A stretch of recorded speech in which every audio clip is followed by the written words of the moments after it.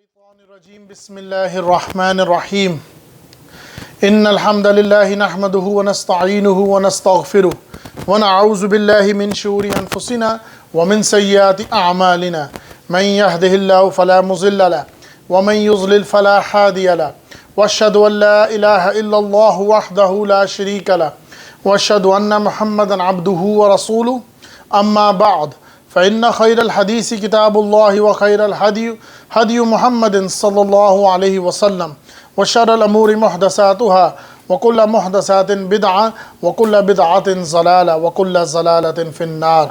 بسم الله الرحمن الرحيم. اللهم صل على محمد وعلى آل محمد كما صليت على إبراهيم وعلى آل إبراهيم إنك حميد مجيد. اللهم بارك على محمد وعلى آل محمد كما باركت على إبراهيم وعلى آل إبراهيم إنك حميد مجيد.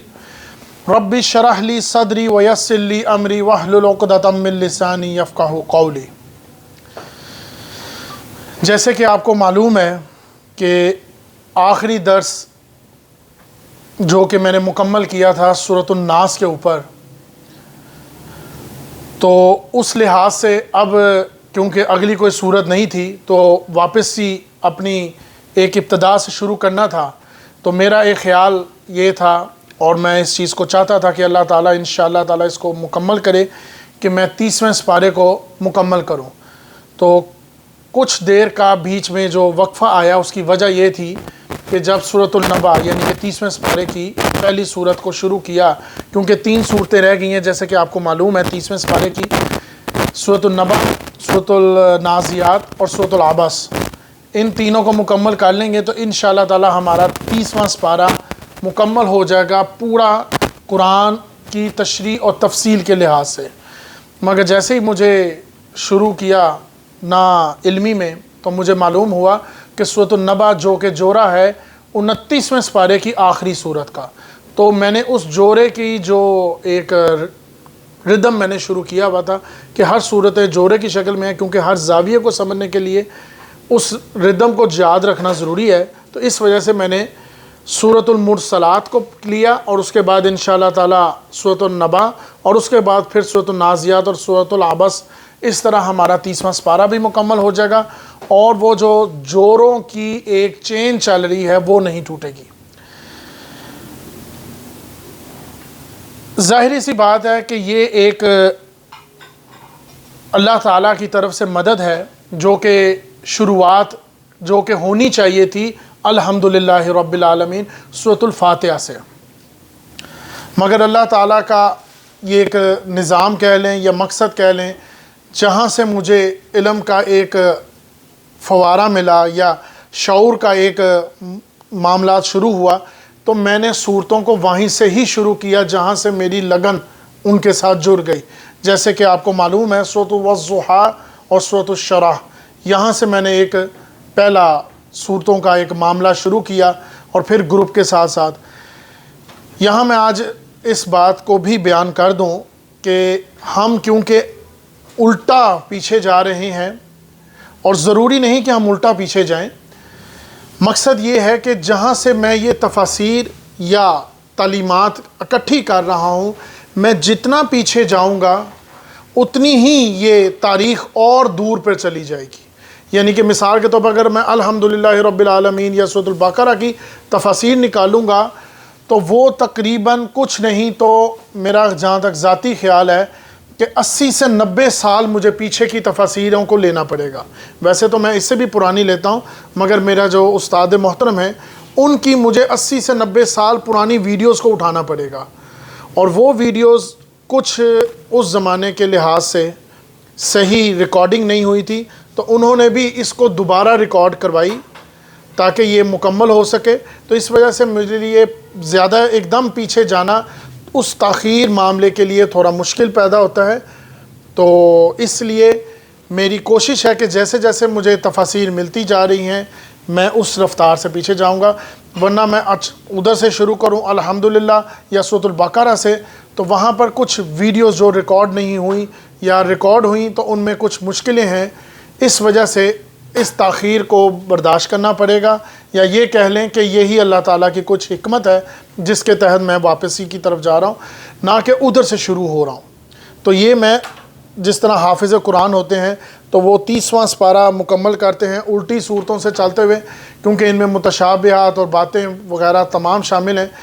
اسی رفتار سے میں بھی وہیں جا رہا ہوں، کیونکہ میں بھی حافظ قرآن ہوں، تو ایک کہہ لیں کہ ایک ذوق، شوق، یا یہ کہہ لیں اسی ردم کو دوبارہ چلانا، کیونکہ میرے ساتھ ساتھ ایک میری یہ بھی کوشش ہے کہ میں جس صورت کو مکمل طور پر بیان کرتا ہوں میں اس صورت کو یاد بھی کرتا ہوں، حفظ بھی کر لیتا ہوں۔ تو یہاں یہ کہہ لیں کہ میں قرآن اور تفسیر کے ساتھ ساتھ قرآن کو حفظ بھی کر رہا ہوں دوبارہ۔ تو اس وجہ سے یہ کام میں نے الٹا سے شروع کیا، کیونکہ ایک لاجیکلی بات ہے کہ بچہ جب بھی نئے استاد کے پاس جاتا ہے تو اس کی کوشش یہ ہوتی ہے کہ جو پڑھائی وہ پہلے کر چکا ہے اسی کو دوبارہ رکھے، تاکہ استاد کو ایک اچھائی کی طرف لگے کہ بچہ بہت پڑھا لکھا ہے۔ تو اسی کو شاید میں نے مد نظر رکھی ہے اس بات کو کہ میں الٹا شروع کر رہا ہوں، تاکہ آسانی بھی رہے، اور تعلیمات تو آپ کے سامنے ہی ہے جو میں پیش کر رہا ہوں۔ تو آج انشاءاللہ تعالیٰ سورۃ المرسلات سورت نمبر 77، اللہ تعالیٰ کی مہربانی ہے کہ بقایا اگلی ہم نے صورتیں مکمل کر لیں سوائے 3 صورتیں رہ کر، تو تقریباً ہم نے 35 صورتوں کی تشریح اور تفصیل مکمل کر لی ہے۔ اللہ تعالیٰ کا لاکھ لاکھ شکر ہے۔ انشاءاللہ تعالیٰ ہم اسی طرح چلتے رہے، اگر زندگی رہی تو اس کو بھی انشاءاللہ تعالیٰ مکمل کریں گے۔ سورۃ المرسلات، آج ہم جس صورت کا آغاز کر رہے ہیں وہ 29ویں سپارے کی آخری صورت ہے، سورۃ المرسلات، جو کہ نمبر کے لحاظ سے 77ویں صورت 77، جس کا جوڑا ہے سورۃ النبا، 30ویں سپارے کی پہلی صورت، جو کہ آخری پارہ ہے، جس کو پارہ عام بھی کہا جاتا ہے۔ جیسے کہ میں نے پہلے بھی عرض کیا تھا، یہاں میں تھوڑا سا ہنٹ کے ساتھ اسی بات کو شروع کروں کہ سورۃ المزمل یعنی کہ صورت نمبر 73 کے بعد سے لے کر آخری اختتام سورۃ الناس تک جتنی صورتیں ہیں وہ جوڑوں کی شکل میں ہے۔ بعض جگہوں پر یہ جوڑے 4 صورتوں کے گروپ میں بھی آتے ہیں۔ اصل یہ مقصد ہر زاویے سے بات کو سمجھنا ہے، یہ اللہ تعالیٰ نے جوڑے کا مقصد کیا بنایا، جیسے مرد اور عورت کا جوڑا، اسی طرح قرآن بھی کچھ صورتیں ایسی ہیں، بلکہ اکثر و بیشتر صورتیں ایسی ہیں جو جوڑوں کی شکل ہیں۔ اس کی وجہ کہ اگر ایک مسائل کا ایک حصہ ایک صورت میں بیان ہوا تو اسی مسائل کا دوسرا حصہ یا دوسرا زاویہ دوسری صورت میں بیان ہوا۔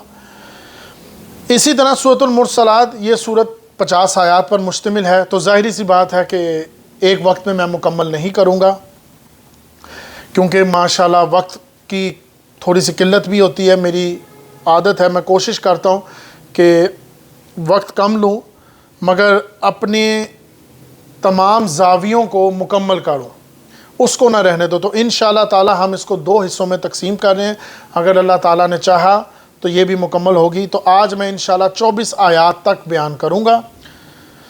سورۃ المرسلات اور سورۃ النبا کے بیچ میں نسبت کیا ہے، کیونکہ جیسے کہ میں نے آپ کو بتایا جوڑا ہے، تو جوڑے کی نسبت بھی بیان کرنا میرا ضروری ایک پہلو ہے۔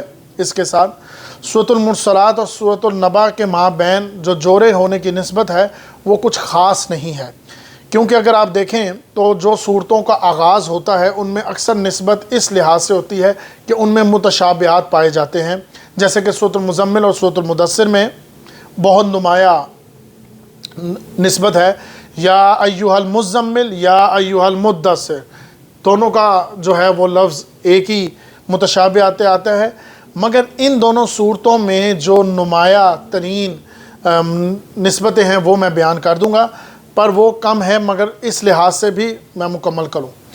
پہلی نسبت سورۃ المرسلات میں آیات آئی، الم نہلک الاولین الم نخلقکم من ماء مہین الم نجعل الارض کفاتا، اور سورۃ النبا میں آیا الم نجعل الارض مہادا، یعنی وہی بات جو سورۃ المرسلات میں 3 آیات میں آیا یا 3 دفعہ آیا، وہی بات سورۃ النبا میں وہیں سے بات شروع ہوتی ہے، یا سورت وہیں سے شروع ہوتی ہے۔ اما یتساءلون عن النبأ العظیم الذی هم فیہ مختلفون کلا سیعلمون ثم کلا سیعلمون کلا سیعلمون الم نجعل الارض مہادا والجبال اوتادا وخلقناکم ازواجا وجعلنا نومکم سباتا۔ تو وہیں سے بات شروع ہو رہی ہے۔ دوسری نسبت سورۃ المرسلات میں لفظ لیوم الفصل کی جو ترتیب ہے وہ قرآن میں ویسے تو یہ لفظ 5 مرتبہ آیا ہے، 3 مرتبہ اسی صورت میں آیا ہے، لیوم الفصل، وما ادراک ما یوم الفصل، اور پھر آگے جا کے آئے گا ھذا یوم الفصل جمعناکم والاولین۔ یہی لفظ ایک دفعہ سورۃ النبا میں بھی آیا، ان یوم الفصل کان میقاتا۔ تیسری نسبت ویسے تو یہ متشابہ کچھ خاص نہیں ہے، مگر اگر آپ ایک ردم میں پڑھیں جو قرآن مجید کی ایک اپنی خوبصورتی ہے، ایک ردم کی، اگر آپ اس طرح پڑھیں تو آپ کو یہ بھی ایک متشابہ نظر آئے گا۔ سورۃ المرسلات میں فرمایا وَإِذَا السَّمَاءُ فُرِجَتْ، اور سورۃ النبا میں فرمایا وَفُتِحَتِ السَّمَاءُ فَكَانَتْ أَبْوَابًا۔ اگر آپ ردم میں پڑھیں تو یہ ایک طرح کے متشابہات نظر آئیں گے۔ اسی طرح سورۃ المرسلات میں فرمایا وَإِذَا الْجِبَالُ نُصِفَتْ، اور سورۃ النبا میں فرمایا وَسُرِّيَتِ الْجِبَالُ فَكَانَتْ سَرَابًا۔ صرف تھوڑا سا لفظوں کا فرق ہے، باقی مضمون وہی ہے۔ چوتھی نسبت سورۃ المرسلات، اب یہ کیونکہ جو میں نے آپ کو نسبتیں بتائی ہیں یہ ایک ردم کی بات کہہ لے یا لفظوں کی ملنا جلنا کا کہہ لیں۔ ایک نسبت جو خاص ہے، جیسے کہ میں نے آپ کو بتایا، اگر آپ ایک حصہ دیکھتے ہو ایک تصویر کے ایک حصے پہ تو دوسرا حصہ اس کے الٹ پہ آتا ہے۔ ایک نسبت یہ بھی ہے کہ ایک دوسرے سے مخالفت ہونا، ایک دوسرے سے مختلف ہونا۔ سورۃ النبا میں یہی نسبت واضح ہوتی ہے کہ سورۃ النبا اور سورۃ المرسلات جلالی انداز میں ہے۔ اس کے اندر جو انذار ہو رہا ہے وہ اہل جہنم کا ہو رہا ہے، اور یہ بات میں پہلے بھی بیان کر چکا ہوں کہ اہل جہنم کا تذکرہ نسبتاً زیادہ ہوتا ہے اہل جنت والوں کا۔ اہل جنت کا مختصر تذکرہ ہوتا ہے، اہل جہنم والوں کا زیادہ تذکرہ ہوتا ہے۔ مقصد کہ اہل جہنم والوں کو جنت کی طرف لانا۔ سورۃ المرسلات میں اللہ کی ربوبیت اور اس کی نشانیاں بیان ہوئی ہیں، تو اسی سے متعلق یہ میں کچھ نسبتیں آپ کو بیان کی ہیں جس سے یہ جوڑے ہونے کی نسبت واضح ہوتی ہے۔ اب میں آتا ہوں اصل بات پر، سورۃ المرسلات کی تمہیدی مطالعہ کیا ہے، یعنی کہ اس میں ایسی تمہیدی گفتگو کیا ہے، خاص بات کیا ہے، اہم بات کیا ہے۔ سورۃ المرسلات سے متعلق ایک تمہیدی بات جان لیجئے کہ قرآن مجید کے اندر 4 سورے ہیں جن کے اندر ترجیحی آیات آتی ہیں۔ ترجیحی آیات بولا جاتا ہے کہ ایک ہی آیت پلٹ پلٹ کر بار بار واپس آنا۔ اس کی سب سے نمایاں صورت ہے سورۃ الرحمن۔ اس میں سورۃ الرحمن سورت نمبر 55، اس کے اندر آیا فَبِأَيِّ آلَاءِ رَبِّكُمَا تُكَذِّبَانِ، یہ ایک آیت 31 مرتبہ تکرار کے ساتھ آئی۔ دوسری صورت ہے قرآن مجید کے اندر سورۃ المرسلات جو کہ ہم پڑھنے والے ہیں۔ اس کے اندر آیت ہے وَيْلٌ يَوْمَئِذٍ لِّلْمُكَذِّبِينَ، یہ آیت 10 دفعہ آئی۔ اسی طرح تیسری صورت ہے قرآن مجید کے اندر سورۃ الشعراء ہے سورت نمبر 26، اس کے اندر یہ آیت بھی ایڈ کی جا سکتی ہے، یعنی کہ یہ صورت بھی ایڈ کی جا سکتی ہے اس گروپ کے اندر۔ ان فی ذالک لآیات وما کان اکثرهم مؤمنین وان ربک لہو العزیز العظیم الرحیم۔ اسی طرح چوتھی صورت سورۃ القمر، اس کو بھی آپ ایڈ کر سکتے ہیں، سورت نمبر 54، تعداد اس میں کم ہے، یہ 4 دفعہ آیت آئی ہے۔ وَلَقَدْ يَسَّرْنَا الْقُرْآنَ لِلذِّكْرِ فَهَلْ مِن مُدَّكِرٍ۔ تو یہ 4 صورتیں ہیں جس کے اندر ترجیحی آیات آئی ہیں۔ ترجیحات جیسے کہ میں نے آپ کو بتا دیا ہے، کیونکہ ساتھ ساتھ تمہیدی گفتگو کرنا بھی ضروری ہے، صورت سے متعلق انفارمیشن دینا بھی ضروری ہے، اور اس صورت سے متعلق قرآن مجید کے اندر کون کون سی چیزیں نمایاں ہیں وہ بھی بتانا ضرورت ہے۔ سورۃ المرسلات کی ایک اور تمہیدی بات جو بڑی اہم ہے، قرآن مجید کے اندر 5 صورتیں ایسی ہیں جن کے اندر تمہیدی آیات متشابہہ کی شکل میں ہے۔ وہ خاص مشکل مضمون ہے، مگر اس لحاظ سے ایک ہی بات کو بار بار بلایا جا رہا ہے، ایک ہی ردم کے ساتھ لفظ بولا جا رہا ہے، مگر وہ جوڑوں میں نہیں ہیں صورتیں۔ پہلی صورت، مگر اس میں بھی ایک اللہ تعالیٰ نے ایک ایسا کہہ لیں کہ ایک معاملہ رکھا ہوا ہے کہ تمہیدی بات آہستہ آہستہ تدریجاً بلند ہو رہی ہے۔ پہلی سورت سورۃ الصافات، سورت نمبر 37، والصافات صفا فالزاریات زجرا فالتابعات ذکرا، ایک ہی ردم کی 3 آیات ہیں۔ دوسری سورت سورۃ الزاریات، سورت نمبر 51، والزاریات ذروا فالحاملات وقرا فالجاریات یسرا فالمقصرات امرا، اس میں 4 آیات، پہلی 3 پھر 4۔ ان میں سب سے یعنی کہ ان 5 صورتوں میں سب سے نمایاں صورت سورۃ المرسلات ہے، اس میں یہ ردم 6 آیات میں آ گیا۔ والمرسلات عرفا فالعاصفات عصفا والناشرات نشرا فالفارقات فرقا فالملقیات ذکرا عذرا او نذرا انما توعدون لواقع۔ وہی ردم جس کو ہم کہہ لیں کہ ایک ساؤنڈ جو ایک ردم میں چل رہی ہوتی ہے۔ قرآن مجید کی یہ بڑی خوبصورت ترمید ہے، جیسے کہ سورۃ التکویر، والشمس وضحاها والقمر اذا طلاها والنہار اذا جلاها واللیل اذا یغشاها والسماء وما بناها۔ اسی طرح چوتھی سورت سورۃ النازعات، 30ویں سپارے کی دوسری سورت، والنازعات غرقا والناشطات نشطا والسابحات سبحا فالسابقات سبقا فالمدبرات امرا۔ اور 5ویں سورت سورۃ العادیات، والعادیات ضبحا فالموریات قدحا فالمغیرات صبحا فأثرن به نقعا فوسطن به جمعا۔ تو یہ 5 صورتیں ہیں جس کا آپ یہ کہہ لیں کہ ساؤنڈ آف ردم ایک جیسا ہے۔ پہلی صورت جو کہ میں نے بیان کی 3 آیات، پھر 6 آیات، پھر 5، پھر 5 اور پھر 5۔ ان سب میں نمایاں باتیں یہ ہے کہ پہلی 2 صورتیں سورۃ الصافات اور سورۃ العادیات، اس پر اجماع ہے کہ اس میں توحید کا ذکر ہے، جو کہ میں سورۃ العادیات بیان کر چکا ہوں۔ جو لوگ سننا چاہیں وہ یوٹیوب پہ دیکھ سکتے ہیں۔ اور باقی 3 صورتیں جو ہیں اس میں آخرت کا ذکر ہے۔ فی الوقت میں اس میں تفصیل میں نہیں جا رہا، یہ میں نے آپ کو ایک تمہیدی بات بتانی تھی۔ سورۃ المرسلات کی سے ملتی جلتی یا اس سے تمہیدی باتیں جو ضرورت تھی وہ میں نے بیان کر دی۔ اب ہم شروع کرتے ہیں اپنی سورۃ المرسلات۔ سب سے پہلے سورۃ المرسلات کی جو پہلی 5 آیات ہیں وہ قسموں پر مشتمل ہیں۔ پہلے ہم ان کا لفظی ترجمہ کریں گے، پھر ہم اس کے بارے میں جانیں گے کہ ان سے مراد کیا ہے۔ تو لفظی ترجمے کے لیے بسم اللہ الرحمن الرحیم، والمرسلات عرفا۔ عرفا کے معنی ہے بھگ ٹٹ بھاگنا، جسے کہتے ہیں، جس کو یا پنجابی زبان میں اندھا دھن بھاگنا، بے لگام بھاگنا۔ اصل میں یہ اشارہ ہے، اگر آپ دیکھیں تو اس زمانے میں یعنی مکہ کے زمانے میں شروع کے وقت میں ابھی لگام یا گھوڑے کے اوپر وہ جو لگام رکھی جاتی ہے جس پہ بیٹھا جاتا ہے، ابھی اس کا کوئی تصور نہیں تھا۔ تو گھوڑے کی جو گردن کے بال ہیں جو اس کی پیشانی تک آتے ہیں، تو سوار اصل میں اس کے بالوں کو پکڑ کے اس کے اوپر سوار ہوتا ہے، اور جب عیال اس بالوں کو چھوڑتا ہے، گھوڑے پر بیٹھا ہوا عیال جب اس بالوں کو چھوڑتا ہے تو وہ گھوڑا اس حالت میں بھاگتا ہے، بھگ ٹٹ بھاگنا، اندھا دھن طریقے سے بھاگنا، جس کے بارے میں میں نے ایک بات یاد آئی، والعادیات ضبحا، وہ گھوڑے جو ہانپتے ہوئے گھوڑے بھگ ٹٹ طریقے سے بھاگتے ہیں، اندھا دھن بھاگتے ہیں۔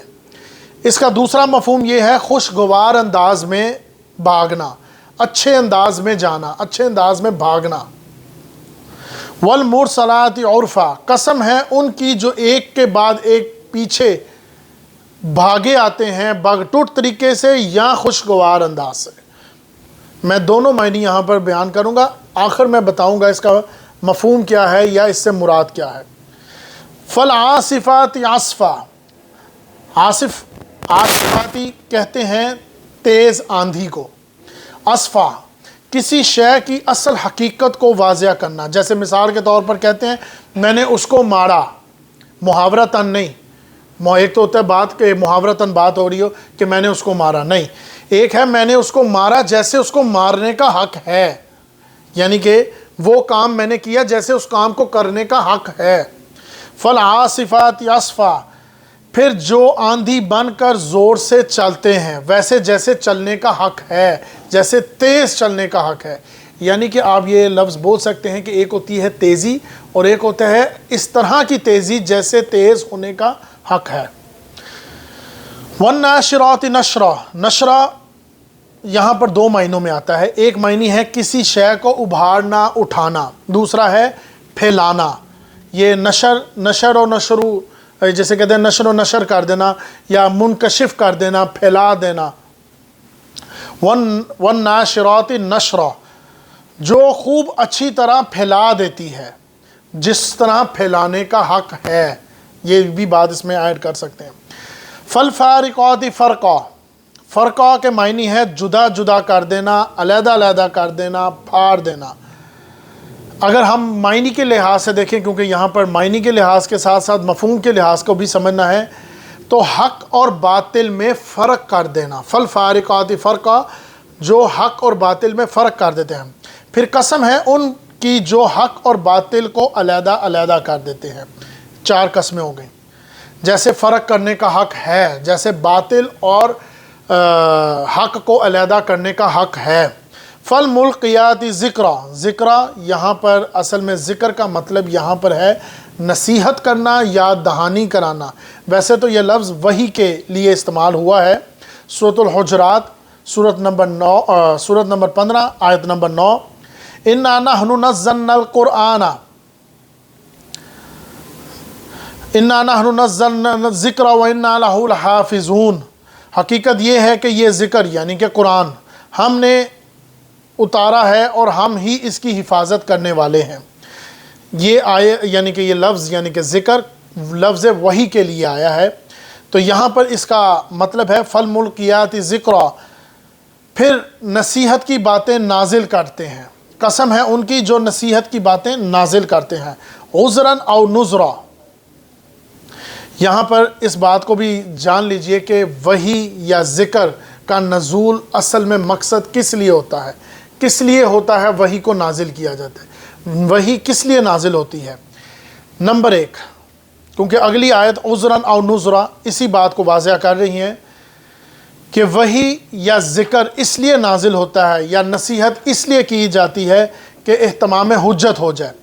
اللہ تعالیٰ کی طرف سے کسی قوم کو ہلاک کرنے سے پہلے اللہ تعالیٰ اتمام حجت کرتا ہے. اللہ تعالیٰ کی طرف سے وحی یا رسول بھیجا جاتا ہے، یا دوسرے الفاظ میں بولا جائے تو اللہ تعالیٰ کی طرف سے وحی اور رسول اس لیے بھیجا جاتا ہے کیونکہ یہ اتمام حجت ہو رہی ہے.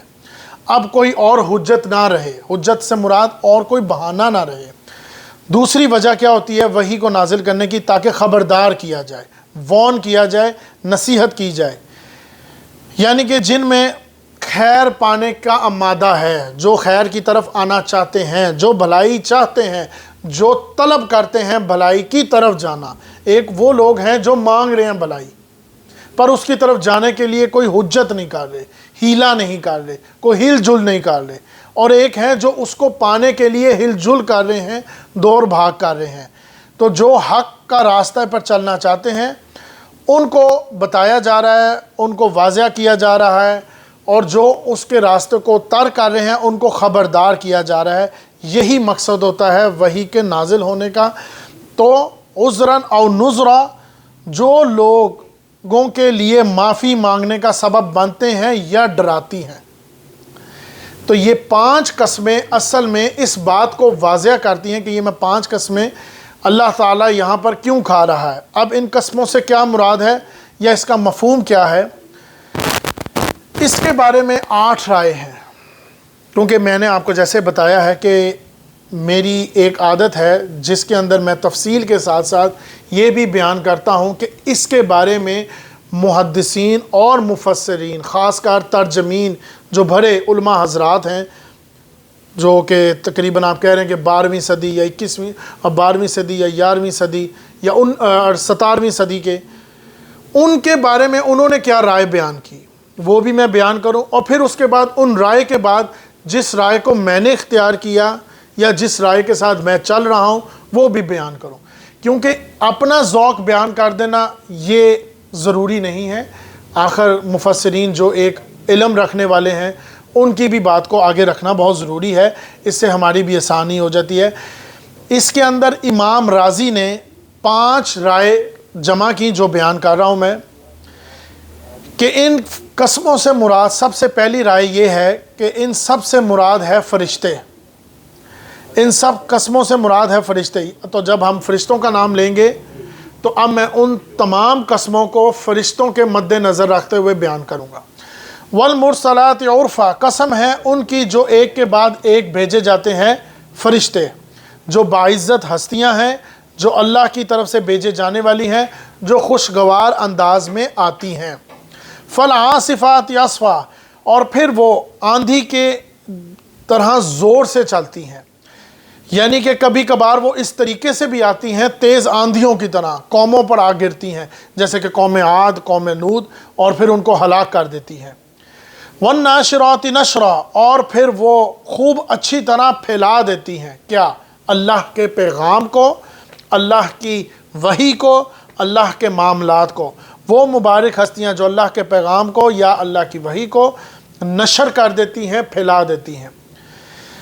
فالفارقات فرقا، پھر قسم ہے مجھے ان فرشتوں کی، کیونکہ اب میں نے رائے بیان کر رہا ہوں تو بات ہو رہی ہے فرشتوں کی، تو تمام قسمیں اب ان فرشتوں پر چل رہی ہیں۔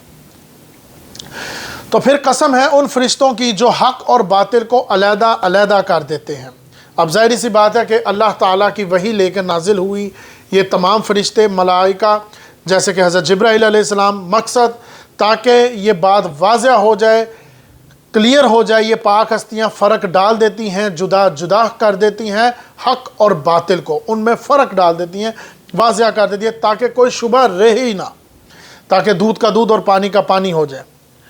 فالملقیات ذکرا، پھر نصیحت کی بات کو نازل کرتی ہیں۔ یہاں پر یہ بات یاد رکھیے گا کہ فرشتوں کا نزول مسلسل دنیا میں ہوتا آیا ہے، ہوتا رہے گا، اور انشاءاللہ تعالی ہو رہا ہے۔ یہاں پر یہ بات یاد رکھیے گا، القا اور الہام، الہام کا لفظ ویسے تو میں نے مکمل طور پر بیان کیا تھا سورۃ البلد میں۔ القا اور الہام صرف انبیاء کے لیے مخصوص نہیں ہے، وہی تو ویسے صرف انبیاء کے لیے ہوتی ہے، لیکن القا اور الہام اللہ تعالیٰ اپنے نیک بندوں پر کرتے رہتے ہیں، اور یہ سلسلہ غیر انبیاء کے اوپر ہوتا رہتا ہے۔ جیسے کہ جب کسی کے دل میں کوئی نیکی کا جذبہ جاگ گیا، جبکہ ہم یہ سوچتے ہیں کہ یہ خود بخود ہو گیا، یہ ایسا نہیں ہے۔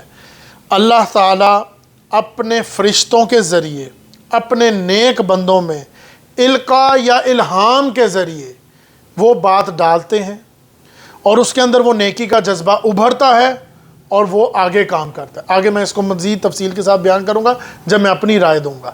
ابھی کیونکہ میں صرف وہ رائے بیان کر رہا ہوں کہ ان 5 قسموں سے مراد کیا ہے۔ میں نے جیسے کہ آپ کو پہلے بھی بتایا تھا، قرآن مجید میں جب یہ قسموں کا معاملہ آتا ہے تو یہ مشکل ترین آیات ہیں، اس کی وجہ اس کے اوپر بہت سی رائے قائم ہو جاتی ہیں۔ تو بہت عمدہ مفسرین، لغت کے بہت بڑے بڑے امام نے ان کے اوپر کئی کتابیں لکھ چھوڑی اور کئی رائے قائم کی۔ اس وجہ سے اس رائے کے ساتھ جانا جو اپنا دلیل بھی ہو اور ساتھ ساتھ جڑ رہی ہو آج کے دور کے ساتھ، کیونکہ میں جو تفاسیر آپ کے سامنے لاتا ہوں وہ کم سے کم 16ویں یا 17ویں اپنا صدی کی ہیں، یا شاید اس سے بھی پرانی۔ تو میری کوشش ہوتی ہے کہ جوڑنا ان باتوں کو 21ویں صدی کے ساتھ، کیونکہ آج کا دور اس دور کے نسبت بہت فرق ہے۔ تو پہلے میں صرف رائے بیان کروں گا کہ مفسرین نے کن کن رائے کو اختیار کیا، پھر ان میں سے کس رائے کو میں نے اختیار کیا۔ ویسے تو یہ ساری رائے بھی درست ہے، مگر اجماعی رائے کون سی ہے جس پر تمام مفسرین ایک جگہ کر آ کے بیٹھ گئے، یا یہ کہہ لیں کہ انفارمیشن بھی ساتھ ساتھ ضروری ہے۔ 22ویں صدی، اچھا 22ویں صدی اور 21ویں، اب 22ویں صدی شو، ہاں 22ویں صدی ہو۔ دوسری رائے، ان سے مراد ہے ہوائیں، یعنی کہ یہ جو 5 قسمیں ہیں ان سے مراد ہے ہوائیں۔ اب ان ہواؤں سے مراد لیں گے تو پھر ان قسموں کا کیا مطلب ہو جائے گا؟ والمرسلات عرفا، تو اس کا مطلب ہے وہ خوشگوار انداز میں آنے والی ہوائیں۔ فالعاصفات عصفا، پھر وہ تیز آندھی کی شکل میں آتی ہیں اور تباہی پھیر دیتی ہیں۔ وَالنَّاشِرَاتِ نَشْرًا، کہیں وہ بادلوں کو اٹھاتی ہیں، کہیں پھیلاتی ہیں اور ان کو چاروں طرف بکھرار دیتی ہیں۔ فَالْفَارِقَاتِ فَرْقًا، پھر تم فرق دیکھتے ہو، کہیں پر بارش ہے کہیں پر خشکی ہے، کیونکہ جب وہ خوشگوار طریقے سے چل رہی ہیں تو کبھی تیز آندھی کی شکل میں آ رہی ہیں۔ فَالْمُلْقِيَاتِ ذِكْرًا، پھر یہی لوگوں کے لیے نصیحت کا کام کرتی ہیں۔ ظاہری سی بات ہے، کہیں پر خشکی ہے کہیں پر پانی ہے، یہاں پر اللہ تعالیٰ کی ربوبیت نظر آتی ہے۔ اسی طرح تیسری رائے سے مراد ہے، ان 5 قسموں سے مراد ہے قرآن کی آیات۔ ان میں وہ آیات بھی ہیں، اب میں کیونکہ پوری آیت نہیں پڑھ رہا، میں صرف اس کا ایک مفہوم بیان کر رہا ہوں، ترجمہ تو میں آپ کو سنا چکا ہوں کہ ان 5 قسموں سے مراد ہے قرآن کی آیات۔ تو پہلی آیت سے مراد وہ خوشگوار آیات، کچھ آیات ہیں جو خوشگوار ہیں، دل کو چھو جاتی ہیں، دل کو اچھی لگتی ہیں، جس سے نیکی کا جذبہ ابھرتا ہے۔ کچھ آیات ہیں جو ڈانٹ پانٹ ہے، جس میں ڈانٹا جا رہا ہے، اللہ کی جلالی بیان کی جا رہی ہے، اللہ کی شان بیان کی جا رہی ہے۔ اسی طرح اگر ہم دیکھتے ہیں چوتھی رائے، اس سے مراد ہے انبیاء کرام۔ اصل میں کچھ صفات، اگر آپ ان تمام قسموں کو صفات کی شکل اختیار کر لیں تو وہ بھی رائے بیان ہو جائے گی۔ اور 5ویں رائے، ان سے مراد وہ انسان جس کے اندر کا قلب جاگ اٹھے، جس کو امام راضی نے یوں بیان کیا کہ کبھی انسان ایسا ہے کہ غفلت میں بیٹھا ہوا ہے، تاریکی میں ڈوبا ہوا ہے، اچانک اس کے اندر نیکی کی ٹھنڈی ہوا چلتی ہے اور وہ نیکی کے بعد آہستہ آہستہ ایک آندھی کی شکل اختیار کر لیتی ہے اور اس کے پورے وجود پر حاوی ہو جاتی ہے، اور پھر ایک وقت آتا ہے کہ وہ دنیا کی محبت سے باہر نکل جاتا ہے، واضح ہو جاتا ہے۔ جیسے وَالنَّاشِرَاتِ نَشْرًا، خیر کے جذبات اس میں ابھرنے لگ پڑتے ہیں، پھیل جاتے ہیں۔ فَالْفَارِقَاتِ فَرْقًا، پھر یہ کیفیت اس میں جاگ اٹھتی ہے کہ اس کو یہ معلوم ہو جاتا ہے کہ وجود حقیقی صرف اللہ کا ہے، سوائے اس کے کوئی نہیں، باقی سب ظاہری ہے۔ اور اگر دیکھا جائے تو یہی حقیقت ہے کہ ہم نے یہی تو جاننا ہے کہ اصل حقیقت کیا ہے اور کیا فرق ہے۔ فَالْمُلْقِيَاتِ ذِكْرًا، پھر انسان اپنے دل کو اسی کے ذکر کے ساتھ لگا دیتا ہے، اسی کے ساتھ جوڑ دیتا ہے۔ تو یہ ہیں وہ 5 رائے جس کو امام راضی نے جوڑا کہ ان 5 قسموں سے مراد فرشتے ہیں یا ہوائیں ہیں یا قرآن کی آیات ہیں یا انبیاء کرام ہیں یا انسان کے اندر کا اپنا قلب ہے جو جاگ اٹھتا ہے۔ ایک چھٹی رائے بھی ہے کہ اس سے مراد ہے مختلف آیات، یعنی کہ پہلی 3 آیات سے مراد ہے ہوائیں، والمرسلات عرفا فالعاصفات عصفا والناشرات نشرا، اور اگلی 2 آیات سے مراد ہے فرشتے۔ 7ویں رائے ایک اور رائے بھی بیان کر دوں، حضرت شیخ الہند کی، جنہوں نے بیان کیا کہ پہلی 4 آیات سے مراد ہے ہوائیں اور آخری آیت سے مراد ہے فرشتے۔ 8ویں رائے، جو کہ میں نے آپ کو بتایا کسی ایک رائے کے ساتھ میں نے اختیار جانا ہے، اور ضروری نہیں ہے کہ میں نے اس کے ساتھ جانا ہے، پر یہ مجھے رائے زیادہ بہتر لگی۔ ویسے تو باقی رائے بھی جاتی ہے کیونکہ یہ ایک صفات ہے اور میں نے آپ کو جیسے کہ بتایا یہ مشکل آیات میں سے ہے۔ 8ویں رائے جس کو میں اختیار کر رہا ہوں، جس کا ہر زاویہ میں بیان کروں گا، اب پہلی 2 آیات سے مراد ہے ہوائیں۔ تو اب ان سے مراد اگر ہوائیں ہیں تو پھر ان قسموں کو واضح کروں گا۔ والمرسلات عرفا، قسم ہے ان کی جو ایک کے بعد پیچھے چلے آتی ہیں، ہواؤں کے پیچھے ہوائیں۔ فالعاصفات عصفا، پھر آندھی کی شکل یعنی کہ زور سے چلتی ہیں۔ اور اگلی 3 آیات جس کے رائے کے ساتھ میں جا رہا ہوں ان سے مراد ہے فرشتے۔ والناشرات نشرا فالفارقات فرقا، پھر قسم ہے مجھے ان فرشتوں کی جو حق اور باطل کو علیحدہ علیحدہ کر دیتے ہیں۔ فالملقیات ذکرا، اور پھر نصیحت کی باتیں نازل کرتے ہیں۔ وہ فرشتے جو وحی کو نشر کر رہے ہیں، وحی کو لے کر آتے ہیں، اور صرف وحی کو ہی نہیں لے کے آتے بلکہ نیکی اور نیکی کے جذبات کو بھی ابھارتے ہیں، نیکی کے ملانات کو بھی اپنے اللہ کے نیک بندوں میں اجاگر کرتے ہیں۔ یہاں یہ بات جان لیجئے کہ فرشتوں کا نزول حیات دنیا میں مسلسل ہو رہا ہے، اہل ایمان کو بشارت دینے کے لیے، اہل ایمان کی ہمت بڑھانے کے لیے۔ قرآن میں یہ بات واضح ہے اور واضح طور پر بیان بھی ہوئی کہ بدر کی جنگ میں فرشتوں کو نازل کیا گیا اہل ایمان کے قدموں کو جمائے رکھنے کے لیے۔ یہاں میں اس بات کو تھوڑا سا واضح کروں گا جو کہ ضروری ہے، حق اور باطل کی کشمکش۔ حق اور باطل کی کشمکش میں اصل میں مکمل 6 قوتیں ہیں جو انسان اپنے ارد گرد پاتا ہے۔ ایک ہے باطلی وجود، ایک ہے خارجی وجود۔ حق اور باطل کی کشمکش باطلی وجود کے لحاظ سے 2 ہے، نفس امارہ اور روح ملکوتی۔ یعنی کہ انسان اپنے باطل یعنی کہ اندر 2 قوتیں پاتا ہے، 2 قوتیں محسوس کرتا ہے، یا یہ کہہ لیں کہ 2 قوتیں موجود ہیں جو اس کو حق اور باطل میں واضح کرتی ہیں۔ کیونکہ انسان حق و باطل کی کشمکش میں باطل اور خارجی چیزیں دونوں محسوس کرتا ہے، یعنی کہ کچھ قوتیں ہیں جو اس کو خیر کی طرف بلاتی ہیں جو میں بیان کروں گا، اور کچھ قوتیں ہیں جو اس کو شر کی طرف بلاتی ہیں۔ جیسے کہ اب باطل کی بات ہو رہی ہے، نفس امارہ جو انسان کو شر کی طرف بلاتا ہے۔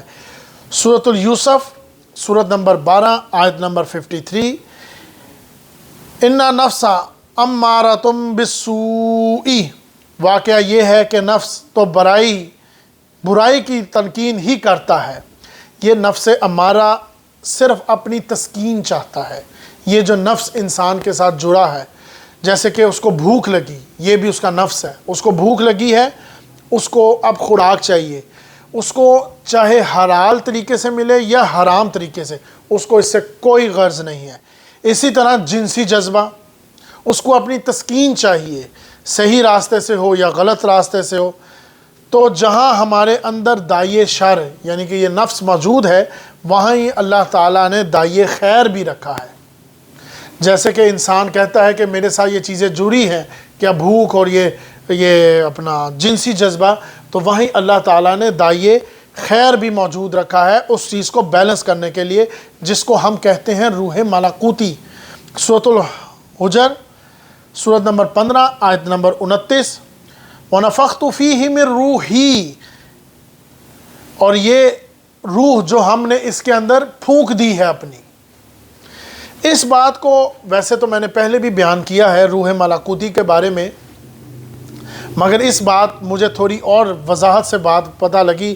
ایک فلاسفر جس نے اس کو ڈیوائن سپارک کہا ہے، شعلہ ملکوتی، انسان کے اندر یہ ایک شعلہ ملکوتی موجود ہے۔ اور اس نے مثال کیا دی، جیسے کہ ایک کتا ہے اور وہ اپنی ہڈی کھا رہا ہے، اور وہ اس ہڈی کے اندر کسی اور کو شیئر نہیں کرے گا، کسی اور کے ساتھ حصے داری نہیں ڈالے گا۔ مگر اگر انسان کو دیکھا جائے تو اس کے پاس چاہے ایک ہی روٹی کیوں نہیں ہے، تو ہاں کچھ انسان ہیں جو اس میں حصے داری نہیں ڈالتے، مگر انسان اگر ایک ہی روٹی کیوں نہ ہو تو وہ اس کے اندر بھی کسی دوسرے کو حصے دار بنا لیتا ہے۔ تو اس سے یہ بات واضح ہوتی ہے کہ اس کے اندر کہیں نہ کہیں نیکی کا جذبہ موجود ہے جو اس کو علیحدہ کرتا ہے۔ تو ہمارے اندر ایک نفس ہے جو ہمیں پستی کی طرف لے کے جاتا ہے، اور ایک اللہ تعالیٰ کی طرف سے روح ملکوتی جو اس کو بلندی کی طرف لے کے جاتی ہے۔ یہ چیزیں کیوں ہیں؟ تاکہ ہم حق اور باطل میں فرق کر سکیں۔ اسی طرح یہ فرق خارجی طور پر بھی واضح ہوتا ہے۔ خارجی طور میں 2 اور قوتیں میں دیکھنے میں ملتی ہیں، انبیاء اور انسان۔ ویسے تو انبیاء بھی انسان ہیں، پر یہاں پر انسان سے مراد وہ انسان جو پہلے میں یہ بیان کر دوں۔ اسی طرح وہاں پر ہم دیکھتے ہیں داعیے خیر کی طرف اور داعیے شر کی طرف بلانے والے دونوں ہی ہیں۔ ایک طرف ہیں انبیاء، اولیاء، مبلغین جو ان کے راستوں پر چل رہے ہیں، اور وہ انسان کو بلاتے ہیں داعیے خیر کی طرف، اور یہ ساری قوتیں ان کو اس طرف بلاتی ہیں۔ اسی طرح ایک انسان وہ ہے جو ان کو فحاشی کی طرف بلاتا ہے، جیسے کہ وہ شخص ہمیں نظر آ رہا ہے کہ وہ ہمیں برائی کی طرف بلا رہا ہے یا برائی کی ترغیب دے رہا ہے، یہ ہمیں برائی کی طرف بلا رہا ہے۔ تو یہاں پر بھی 2 قوتیں ہمیں نظر آتی ہیں، ایک وہ انسان جو ہمیں نیکی کی طرف بلاتے ہیں، انبیاء، اولیاء، مبلغین اور ان کے پیچھے چلنے والے، اور ایک وہ انسان ہے جو ہمیں برائی کی طرف بلاتے ہیں۔ تو یہاں پر بھی حق اور باطل کا فرق واضح ہو گیا۔ اسی طرح ایک اور حق اور باطل کا فرق کرنے والے غیر وجودی شخصیت جیسے کہ شیاطین جن اور فرشتے۔ شیاطین جن جو ہم کو بدی کی طرف بلاتے ہیں، تمام جن نہیں، میں بات کر رہا ہوں شیاطین جن جو ہمیں بدی کی طرف بلاتے ہیں، اسی کی طرف ترغیب دیتے ہیں، اور اسی بات کو بیلنس کرنے کے لیے اللہ تعالیٰ نے فرشتے نازل کیے۔ کیونکہ یہ تاری تمہید میں نے اس وجہ سے باندھی ہے تاکہ میں یہ بات بیان کر سکوں کہ اللہ تعالیٰ نے کوئی بھی چیز بغیر مقصد کے نہیں ہے۔ تو فرشتے اگر ایک طرف ہیں جو داعی خیر کی طرف بلاتے ہیں، ارقاء کی شکل میں، الہام کی شکل میں یا وحی کی شکل میں، تو وہاں پر شیاطین جن بھی موجود ہیں جو برائی کی طرف بلاتے ہیں اور برائی کی طرف ہمیں ترغیب دیتے ہیں۔ وہ ہمارے دلوں جو کہ فرشتے جو کہ ہمارے دلوں کو اچھے ملانات کا ارتقاء کرتے ہیں، الہام کرتے ہیں، اچھی باتوں کی طرف بلاتے ہیں، اور اگر ہم سے کوئی خیر وجود میں آ جائے تو ہمیں تھپکی بھی دیتے ہیں، جس کو کہتے ہیں جیسے کہ کوئی شخص اگر کوئی اچھا کام کرے تو اس کا استاد یا اس کا بڑا یا اس کا دوست اس کو کہتا ہے ویل ڈن، گریٹ۔ تو یہ اصل میں 6 قوتیں ہیں جو ہمارے ارد گرد ہمیں موجود ہیں، یا یہ کہہ لیں ہمارے اندر موجود ہیں۔ روح ربانی، نفس امارہ، تو آپ رائٹ سائڈ پہ سمجھ لیں کہ روح ربانی اور دوسری طرف نفس امارہ۔ خارجی کے اندر غیر مرئی قوتیں فرشتے، دوسری طرف شیاطین جن، اسی طرح مرئی قوتیں انبیاء، اولیاء اور ان کے نقش قدم پر چلنے والے وہ مسلمان اور انسان، اور اسی طرح جو برائی کی طرف بلانے والے۔ تو یہ تمام قوتیں ہمیں فرق ڈالتی ہیں کس بارے میں؟ فالفارقاتی فرقا۔ تو پہلی 2 آیات سے مراد ہیں ہوائیں، والمرسلات عرفا فالعاصفات عصفا، اور اگلی 3 آیات سے مراد ہے فرشتے جو حق اور باطل میں فرق کر دیتے ہیں اور حق اور باطل کا فرق ان کے دل میں اتار دیتے ہیں۔ یہ دل کا لفظ میں نے یہاں پر اس لیے بولا کیونکہ احادیث کے اندر بھی یہ بات واضح ہوئی کہ حضور صلی اللہ علیہ وسلم سے پوچھا گیا تو آپ صلی اللہ علیہ وسلم نے کہا کہ اپنے دل سے پوچھو۔ تو ان تمام قسموں سے یہ بات واضح ہو گئی کہ پہلی 2 آیات سے مراد ہوائیں اور اگلی 3 آیات سے مراد فرشتے ہیں۔ اب سوال پیدا یہ ہوتا ہے کہ یہ 5 قسمیں کس مقصد کے تحت کھائی گئی؟ کیونکہ میں نے آپ کو ہر زاویہ بیان کر دیا، مفسرین کی رائے بھی بیان کر دی، جس رائے کے ساتھ میں گیا میں نے اس کا ہر زاویہ بھی بیان کر دیا، اور حق اور باطل کو بھی واضح کر دیا کہ یہ کون سی قوتیں ہیں۔ تو 5 قسمیں کس مقصد کے تحت کھائی گئی؟ ان تمام قسموں کا مقصد انما توعدون لواقع، کہ میں 5 قسمیں اللہ تعالیٰ کھا رہے ہیں ہواؤں کی، یا ان سے مراد ہوائیں یا جو میں نے بتایا، اور ان سے مراد فرشتے۔ انما توعدون لواقع، کہ یاد رکھو ان تمام قسموں کے آخر میں بیان کیا مقصد قسم۔ انما توعدون لواقع، یقیناً وہ واقعہ ضرور پیش آئے گا جس کا تم سے وعدہ کیا گیا۔ یعنی کہ یہاں تمام چیزوں کو گواہ بنایا گیا، قسم آخر گواہ کا کام ہے، تمام چیزوں کو گواہ بنایا گیا کہ یہ سارا اہتمام ایسے ہی نہیں ہوا کہ یہ جو دنیا اور یہ دنیا کی جو تمہارے آگے ساخت بچھائی گئی ہے، یہ تمام نعمتیں پھر اس کے بعد اس میں عطا کی گئیں، یہ صرف اس لیے نہیں کہ کھاؤ پیو اور عیش کرو اور بس سب ختم، ایسا نہیں ہے۔ یہ جو کچھ تمہیں دیا گیا ہے، جو کچھ تمہیں نعمتیں دی گئیں، یہ بساخت بچھائی گئی، اس کا سوال تم سے ہوگا، یہ بے فضول اور بے مقصد نہیں ہے، لازماً اس کا نتیجہ نکلے گا۔ جس نے یہ سب کچھ بنایا، سب کچھ دیا، آخر وہ تم سے حساب لے گا اور وہاں ہر بات کا سوال ہوگا اور پھر اس کی جزا اور سزا ہوگی۔ یہ ہے تمام قسموں کا مقصد، جس پر آ کر 7ویں آیات پر یہ بات مکمل ہو گئی۔ آخر ہم فرشتے بھیجتے کیوں ہیں؟ یہ کہہ لیں کہ کتابیں نازل ہوتی کیوں ہیں، انبیاء آتے کیوں ہیں؟ تم جنہوں نے ان نعمتوں کا حق ادا کیا ان کو نوازا جائے گا جزا کے ساتھ اور ان کا کیا جائے گا اہتمام، کیونکہ اس کے آگے انشاءاللہ تعالیٰ اس کو بھی میں بیان کروں گا، اس لفظ کو اہتمام، کیونکہ جب جن کو جزا دی جائے گی کہ صرف جزا نہیں ہوگی، ان کو لیے اہتمام بھی ہوگا، ان کے لیے جس کو کہہ لیں انگلش میں پروٹوکول دیا جائے گا، ان کو یہ تمام چیزیں دی جائیں گی، یہ صرف باتیں نہیں ہیں، یہ وعدہ ہے۔ اور جنہوں نے اس کی ناشکری کی اور ان کو سزا ملے گی، اور وہاں اس کو بھی یہاں پر بیان کیا جائے گا، یعنی جنہوں نے اس کو جھٹلایا، اس کو تم یہ چیزیں دیکھتے ہو، جس نے اس کو جھٹلایا جبکہ تم اپنی آنکھوں سے دیکھتے ہو کہ ہم نے ان قوموں کو ہلاک کر دیا، اور جنہوں نے اس کا ساتھ دیا ہم نے اس کو بچا لیا۔ حضرت نوح علیہ السلام کے ساتھ کیا ہوا؟ ان کو اور ان کے ساتھیوں کو بچا دیا گیا، باقی قوم کو ہلاک کر دیا گیا۔ اسی طرح حضرت ہود علیہ السلام کے ساتھ اور ان کے ساتھیوں کو بچا لیا گیا اور باقی قوم کو ہلاک کر دیا گیا۔ کیوں؟ تاکہ یہ بات آج 21ویں صدی میں تمہیں واضح ہو جائے، فالفارقات فرقا، یہ کیوں فرق ہو رہا ہے، یہ واضح کیوں چل رہا ہے، تاکہ یہ بات تمہیں کلیئر ہو جائے کہ یہ اندھیری نگری نہیں ہے، بلکہ یہ ایک نظام ہے جس کے تحت یہ پوری دنیا چل رہی ہے۔ دنیا خود بخود اپنے اثر انداز پہ نہیں کام کر رہی، جیسے کہ میں نے پچھلی دفعہ بھی یہ بیان کیا تھا کہ سائنس اس بات پر آتی ہے کہ بارش کون برساتا ہے؟ بخارات، ہوا، پانی، اوپر جا کے بادل بن گئے اور بارش برس گئی، مگر نہیں، وہاں پر سائنس نے یہ بھی ایک بات واضح رکھی کہ کچھ ہے جو اس نظام کو چلا رہا ہے، ضروری نہیں ہے جو فور کاسٹ ہم نے بھی کیا ہے اور کل بارش ہو کر ہی رہے گی، ہو سکتا ہے کہ یہ ہوائیں لیفٹ کے بعد رائٹ پہ چلی جائیں، تو ایک یہ بھی تھیوری اس میں ایڈ ہے، بلکہ یہ ایک نظام ہے۔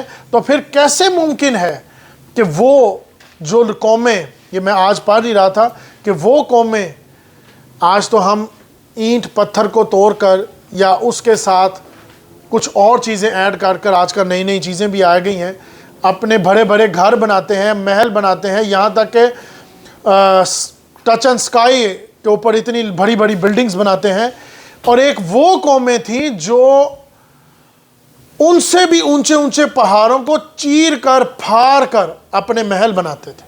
ان کی کیا طاقت ہوگی، ان کا کیا قد ہوگا، اور ان کی نشانیاں آج بھی موجود ہیں۔ تو فالفارقات فرقہ، تو ہم نے یہ فرق کیوں کیا؟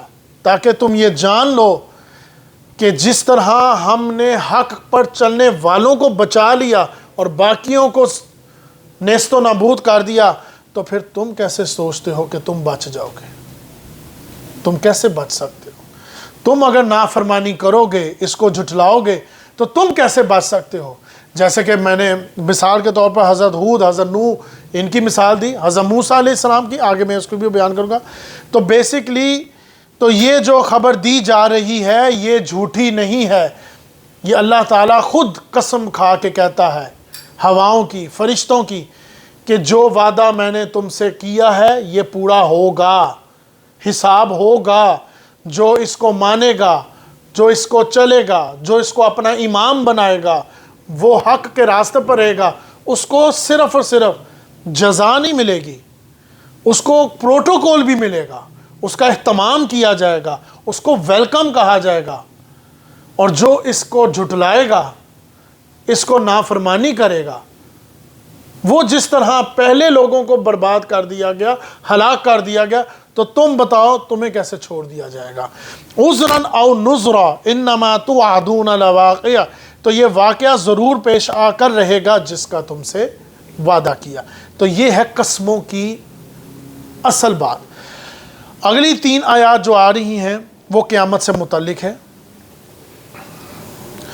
قیامت کی جو کیفیت، وہ زلزلہ، جس کو قرآن میں کہیں پر واقعہ بھی کہا گیا، سورۃ الواقعہ، سورۃ نمبر 56، اذا وقعت الواقعہ، جب وہ ہونے والا واقعہ پیش آئے گا۔ یہاں پر 3 آیات میں قیامت کا وہ خوفناک منظر بیان ہو رہا ہے، کیونکہ جیسے کہ میں نے آپ کو بتایا تھا کہ سورۃ المرسلات جلالی انداز میں ہے اور سورۃ النبا اس سے اس کے برعکس ہے۔ جب وہ خوفناک منظر پیش آئے گا، اس کے بارے میں نے مطالعہ، ویسے تو یہ میں نے کئی بات کئی دفعہ یہ لفظ آیا ہے، سورۃ تکویر میں بھی آیا ہے، سورۃ القاریہ میں بھی آیا ہے، القاریۃ ما القاریہ وما ادراک ما القاریہ۔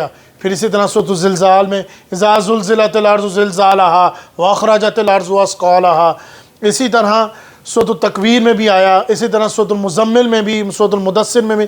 قیامت کا یہ واقعہ یا یہ کہہ لیں یہ زلزلہ، اس کے بارے میں نے تھوڑی سی تحقیق کی مزید، کیونکہ ظاہری سی بات ہے انسان کا علم جیسے وقت سے بھرتا ہے تو وہ اس پہ تحقیق کرتا ہے، تو اس بات کو میں نے تھوڑا سا سمجھا کہ جب وہ قیامت آئے گی تو اس بارے میں مجھے تھوڑا معلوم ہوا۔ ایک کتاب mechanics of the doomsday ایک کتاب ہے، بشیر الدین محمودی نے لکھی ہے، پاکستانی ہے۔ ساری کتاب میں نے نہیں پڑھی، جیسے کہ میں نے پہلے بھی آپ کو بتایا ہے کہ میں اسی سے متعلق ایک مضمون جو ہوتا ہے اس آیت سے ریلیٹڈ اسی کو صرف پڑھتا ہوں۔ تو اس کے اندر بڑی خوبصورت انہوں نے بات کو تھوڑا سا واضح کیا کہ ایک قیامت وہ ہے جو اس پوری کائنات کی قیامت ہے، جیسے کہ کہا جاتا ہے کہ اس کائنات کی جو بساط ہے اس کو لپیٹ لیا جائے گا، اور ایک قیامت وہ ہے جو چلتی آ رہی ہے، جس کو ہم کہتے ہیں، جس کے بارے میں ہم پڑھ رہے ہیں آج 2021 میں تو بہت واضح ہو گئی، وہ گلیکسیاں۔ ایک ایسی بڑی بڑی گلیکسیاں بھی موجود ہیں جن آج ان کی شکل صرف بلیک سپاٹ کے اوپر رہ گئی ہے، بلیک ہول جس کو بولا گیا ہے، بلیک ہول کے پوری کی پوری گلیکسی اس میں گم ہو کے رہ گئی۔ یعنی کہ یہ صرف کائنات ایک قیامت ہے شاید اس کائنات کی۔ ایک زمانے میں ہم اس کو سمجھ سکتے ہیں جب یہ آیت کو تشریح کی گئی ہو کہ اس کائنات کی بساط کو لپیٹا جائے گا، تو اس کا مطلب ہو سکتا ہے کہ یہ پوری کائنات تھی، مگر آج ہمیں یہ معلوم ہوتا ہے کہ نہیں، اس سے بھی بڑی بڑی گلیکسیاں موجود ہیں، اور ایک ایسا بھی سلسلہ چلا آ رہا ہے کہ ان کی قیامت ہوتی چلی آ رہی ہے، کہ وہ گلیکسیاں گم ہوتی آ رہی ہیں، بلیک سپاٹ رہ گئے ہیں، بلیک ہول رہ گئے ہیں، اور وہ گلیکسیاں ختم ہو گئی ہیں۔ ایک تو ہماری حد ہے یہ آسمان، اسی طرح قرآن مجید میں جیسے کہا گیا کہ 7 آسمان ہے، تو ہر آسمان میں کتنی بڑی بڑی گلیکسیاں، ہم تو اپنے ہی اس دنیا کے ایک ہول کو دیکھتے ہیں، ارتھ کو، اسی طرح سورج ہے، سن، اسی طرح مرکری، اور اسی طرح کئی بڑی گلیکسیاں ہیں جن کے اندر کئی ستارے ہیں، اور اس میں وہ سارے ستارے گم ہوتے آ رہے ہیں۔ اسی کے بارے میں mechanic of the doomsday کے اندر مجھے یہ علم ملا کہ کئی گلیکسیاں ہیں جو ختم ہوتی آ رہی ہیں، اور یہ سلسلہ چلتا آ رہا ہے، یا یہ کہہ لیا جائے کہ ان کی قیامت واقعہ ہوتی چلی آ رہی ہے، یا یہ لفظ بولا جائے تو قرآن کے اندر جس طرح یہ نقشہ کھینچا جا رہا ہے تو ہو سکتا ہے اس قیامت کے بارے میں ذکر ہو رہا ہے۔ اس کی مثال میں آپ کو اگلی آیت میں بھی دوں گا کہ ایک موت وہ واقعہ ہوگی جب تم سب مر جاؤ گے، القاریہ ما القاریہ وما ادراک ما القاریہ، سب مر گئے، خاموشی، پن ڈراپ سائلنس۔ اور ایک وہ موت ہے جو ہوتی چلی آ رہی ہے، کوئی ایسے میرا باپ، اس کا باپ اور اس کا باپ، وہ مر گیا، اور اس کے بعد اس کی اولاد مر گئی، پھر اس کے بعد اس کی اولاد مر گئی، تو یہ مرتی چلی آ رہی۔ ان کی تو قیامت شروع ہو گئی۔ جب کوئی شخص مر گیا تو اس کی قیامت کا پہلا منظر یا پہلا سٹیپ شروع ہو گیا، وہ قبر، تو اس کی قیامت واقعہ ہو گئی۔ قرآن مجید میں بھی یہی آیا ہے کہ جب انسان مر جاتا ہے تو اس کی قیامت شروع ہو گئی ہے، اور یعنی کہ ایک وہ موت ہے جو سلسلہ وار تم دیکھ رہے ہو، یہ اللہ کی نشانیاں تم دیکھ رہے ہو کہ وہ پیدا کرتا ہے ایک چھوٹے سے خون کے لوترے سے، اور پھر اس کو ختم کر دیتا ہے ایک وقت میں۔ پھر تم دیکھ رہے ہو قوموں کی قومیں ختم ہو گئیں، ایک وقت آیا پوری کی پوری قوم ختم ہو گئی، قوم نوح علیہ السلام اور ان کے ساتھیوں کو بچا لیا گیا، اور باقی ساری کی ساری قوم کو 1 منٹ میں ہلاک کر دیا گیا۔ حضرت ہود علیہ السلام اور ان کی قوم کو بچا لیا گیا، باقی ساری کی ساری قوم کو 1 منٹ میں ہلاک کر دیا۔ حضرت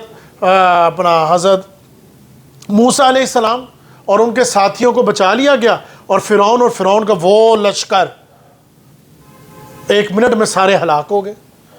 تو ایک وہ موت تمہارے سامنے واضح ہو رہی ہے، اسی طرح ایک وہ قیامت ہے جو اس دنیا کی بساخت کو لپیٹ لیا جائے گا، اور ایک وہ قیامت ہے جو سلسلے وار چلتی آ رہی ہے، جو آج سائنس نے بات واضح کر دی کہ بڑی سی بڑی گلیکسیاں اور ان میں بڑے بڑے ستارے، اب وہاں پر صرف ایک چھوٹا تھا سپاٹ رہ گیا ہے جس کو ہم کہہ رہے ہیں بلیک ہول یا بلیک سپاٹ۔ وہ بڑے بڑے ستارے اور سیارے ختم ہو گئے ہیں۔ تو جو زلزلہ یا واقعہ ہوگا اس سے متعلق یہ 3 آیات ہیں۔ کون سی؟ انما توعدون لواقع، یقیناً وہ واقعہ ضرور پیش آئے گا جس کا تم سے وعدہ کیا۔ فَإِذَا النُّجُومُ انطُمِسَتْ، چنانچہ وہ واقعہ اس وقت تک جب ہم ستاروں کو بجھا دیں گے۔ یہ بات سورۃ القیامہ میں بھی آئی کہ اس زلزلۃ الساعہ کی کیفیت کچھ ایسی ہوگی، ایسا خوفناک وہ دن ہوگا کہ جب ستاروں کی چمک دمک ختم ہو جائے گی۔ یہ نہیں کہا کہ ستارے ختم ہو جائیں گے، ان ستاروں کی چمک دمک ختم ہو جائے گی، جیسے کہ کوئی چیز تھی اب وہاں نہیں ہے، اندھیرا چھا جائے گا۔ فَإِذَا النُّجُومُ انطُمِسَتْ، اگر دیکھا جائے تو ویسے تو میں یہاں پر ایک تمہیدی بات بولوں گا، اگر ان چیزوں کو محسوس کیا جائے تو رونٹے کھڑے ہو جاتے ہیں کہ ابھی تو پورے دنیا میں لائٹ تھی، کمرے میں روشنی تھی، اچانک سب بند ہو گئی، جنریٹر تک بند ہو گیا، اب تو کچھ بیک اپ تک ہی نہیں رہا، اور خوف سے ایک سناٹا چھا جائے۔ فَإِذَا النُّجُومُ انطُمِسَتْ، چنانچہ وہ واقعہ اس وقت ہوگا جب ستاروں کو بجھا دیا جائے گا۔ وَإِذَا السَّمَاءُ فُرِجَتْ، اور جب آسمان کو چیر دیا جائے گا، یا یہ کہہ لیں جب آسمان میں دراریں پڑ جائیں گے۔ وَإِذَا السَّمَاءُ، یہ بات ویسے تو لفظ بہت دفعہ پہلے بھی آیا ہے آسمان کے، کہ جب آسمان کی وہ حد پھٹ جائے گی۔ ہمارے مطابق یہاں پر وہی بات ہے کہ ہم پہلے ہی آسمان کو دیکھیں گے، کیونکہ ہمیں تو 7ویں آسمان کی وہ حد نہیں نظر آئے گی۔ تو یہاں یہ ایک گلیکسی کی بات ہو رہی ہے، مگر یہ مضمون قرآن مجید میں بار بار آیا ہے کہ جب آسمان میں دراریں پڑ جائیں گی، جب آسمان پھٹ جائے گا، اس کی کیفیت ایسی ہو جائے گی کہ جیسے جانور کے اوپر سے کھال اتاری ہو اور سرخ جسم اس کا نظر آ رہا ہو۔ یہ بھی 1-2 جگہ پر آیا کہ اس دن آسمان کا رنگت لال ہو جائے گی۔ وَإِذَا السَّمَاءُ فُرِجَتْ، یہ صرف اپنی مہربانی ہے ان لوگوں کی جن مفسرین اور ترجمین نے ہماری مدد کی، تو ہم ان الفاظوں کو اپنے لیے ایک رائے قائم کرنے میں آسانی ہو گئی ہے۔ وَإِذَا السَّمَاءُ فُرِجَتْ، جب ہم آسمان کو چیر دیں گے، پھاڑ دیں گے۔ وَإِذَا السَّمَاءُ نُصِفَتْ، اور جب پہاڑ ریزہ ریزہ ہو جائیں گے۔ قرآن میں ایک اور جگہ پر بھی پہاڑوں کے متعلق آیا، پہلے میں وہ بیان کر دوں پھر تمہید بتا دوں گا۔ سورۃ طٰہٰ، سورۃ نمبر 20، آیت نمبر 105 اور 106۔ وَيَسْأَلُونَكَ عَنِ الْجِبَالِ فَقُلْ يَنسِفُهَا رَبِّي نَسْفًا، اور لوگ تم سے پہاڑوں کے بارے میں پوچھتے ہیں، اے نبی محمد صلی اللہ علیہ وسلم، لوگ تم سے پہاڑوں کے بارے میں پوچھتے ہیں کہ قیامت کے دن ان کا کیا ہوگا، تو کہو کہ اللہ تعالیٰ ان کو یوں اڑا دے گا جیسے کہ دھنکی ہوئی روح۔ اسی طرح ایک اور جگہ پہ بھی آیا، سورۃ القاریہ، سورۃ نمبر 101، آیت نمبر 5، وَتَكُونُ الْجِبَالُ كَالْعِهْنِ الْمَنْفُوشِ، اور پہاڑ دھنکی ہوئی روح کی طرح ہو جائیں گے۔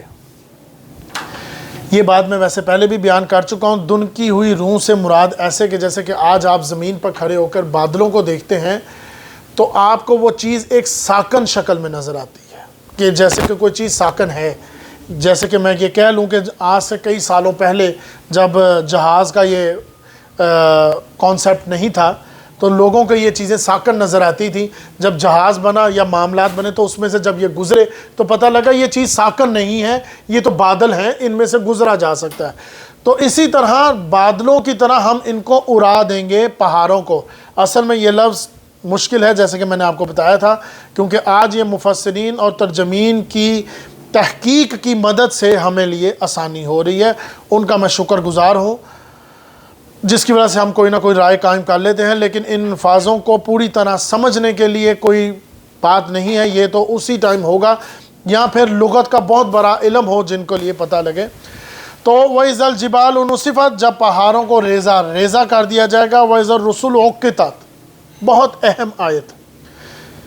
اور جب پیغمبروں کو جمع ہونے کے وقت جمع کیا جائے گا، یا یہ کہہ لیں اور جب پیغمبروں کے جمع ہونے کا وقت آ جائے گا۔ اصل میں یہ مضمون مدنی صورتوں میں آیا ہے۔ دنیا میں رسول اپنی دعوت اور تبلیغ اور اپنی ذاتی مثال، اپنی عملی اور اپنی قولی شہادت کے ذریعے، جیسے کہ آپ صلی اللہ علیہ وسلم نے ان تمام معاملات، یعنی کہ اپنی ذاتی مثال، اپنی عملی، اپنی قولی اور اپنی تبلیغ اور دعوت کے ذریعے دین اسلام کو اپنی آخری درجے تک، اجتمام حجت تک پہنچا دیا، وہ اور ایک نظام قائم کر کے دکھا دیا کہ یہ نظام قائم ہو سکتا ہے۔ ایسا ممکن نہیں ہے کہ یہ کسی ایک علاقے کے لیے ہے یا کسی ایک قوم کے لیے ہے یا کسی ایک گروہ کے لیے ہے، یہ پوری دنیا کے لیے ہے اور اجتماعی نظام قائم کر کے دکھا دیا۔ یہ ہے اللہ کا دین، یہ ہے اس کی عملی شکل، یہ ہے وہ شہادت جو رسول صلی اللہ علیہ وسلم نے اپنی قوم پر کر کر واضح کر دیا، اور اس کا ظہور ہو گیا۔ اب اس کا ظہور دوبارہ ہوگا قیامت کے دن، جب اللہ کی عدالت لگے گی، اس میں پیشگی ہوگی ایک ایک قوم کی، ایک ایک امت کی، اور اس کا معاملہ آگے لایا جائے گا، مگر اس سے پہلے، سب سے پہلے اس امت کا رسول آگے آئے گا اور گواہی دے گا۔ یہ بات ویسے میں نے سورۃ الکوثر میں بھی بیان کی تھی، اِنَّا أَعْطَيْنَاكَ الْكَوْثَرَ فَصَلِّ لِرَبِّكَ وَانْحَرْ، کہ گواہی ایک وہ گواہی ہے جو ہمارے حق میں ہے، اور ایک وہ گواہی ہے جو سرکاری گواہ کی شکل میں ہوگی، اور مجرم دوسری طرف کھڑے ہوں گے کہ اے اللہ، میں نے تیرا پیغام جو تو نے مجھ تک پہنچایا فرشتوں کے ذریعے، کیونکہ میں نے وہ بات بیان کی تھی، تو کیونکہ ایک ردم بننا چاہیے تفصیل میں، فرشتوں کے ذریعے مجھ تک پہنچایا، ہم نے ان تک پہنچا دیا اور اپنی ذمہ داری مکمل کر دی، ہم نے اس میں کوئی کمی نہیں رکھی۔ یہی مضمون جلالی انداز میں، کیونکہ دیکھیں کچھ چیزیں ایسی ہیں اگر ہم اس طرح نہیں بتائیں گے وہ بات میں نہیں رہے گی۔ یہی بات جلالی انداز میں سورۃ الاعراف میں بھی آئی۔ سورۃ الاعراف سورۃ نمبر 7 آیت نمبر 6، فَلَا نَسْأَلَنَّ الَّذِينَ أُرْسِلَ إِلَيْهِمْ وَلَا نَسْأَلَنَّ الْمُرْسَلِينَ، اب ہم ان لوگوں سے ضرور باز پرس کریں گے جن کے پاس پیغمبر بھیجے گئے، اور پھر ہم خود پیغمبروں سے بھی پوچھیں گے کہ انہوں نے ان کا تک پیغام پہنچایا، اور ان سے جواب لیں گے، کیونکہ یہ بہت بڑی ذمہ داری ہے۔ اگر دیکھی جائے تو اللہ کا پیغام ہر انسان کے پاس ایک ایک کر کے نہیں آیا۔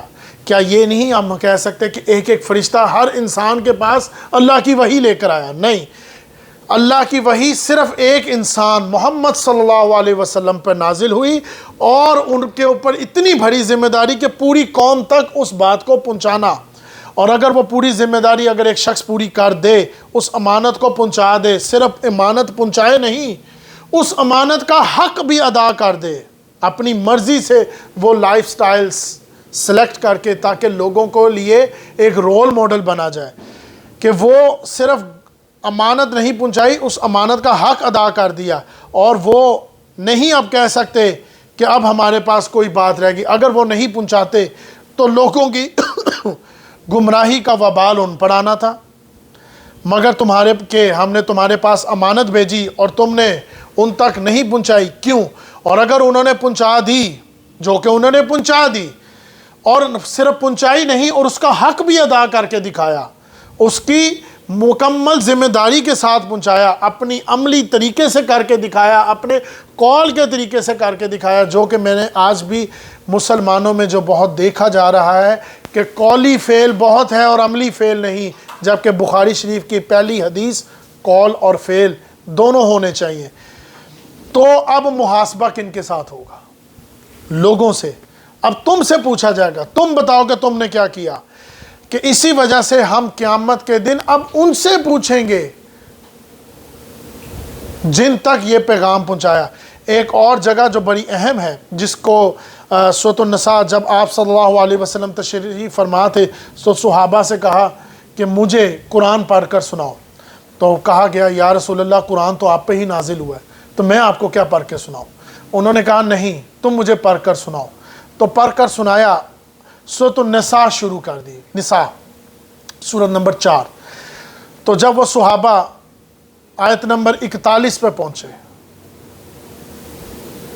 تو پہلے میں آیت سنا دوں پھر کیفیت سناؤں۔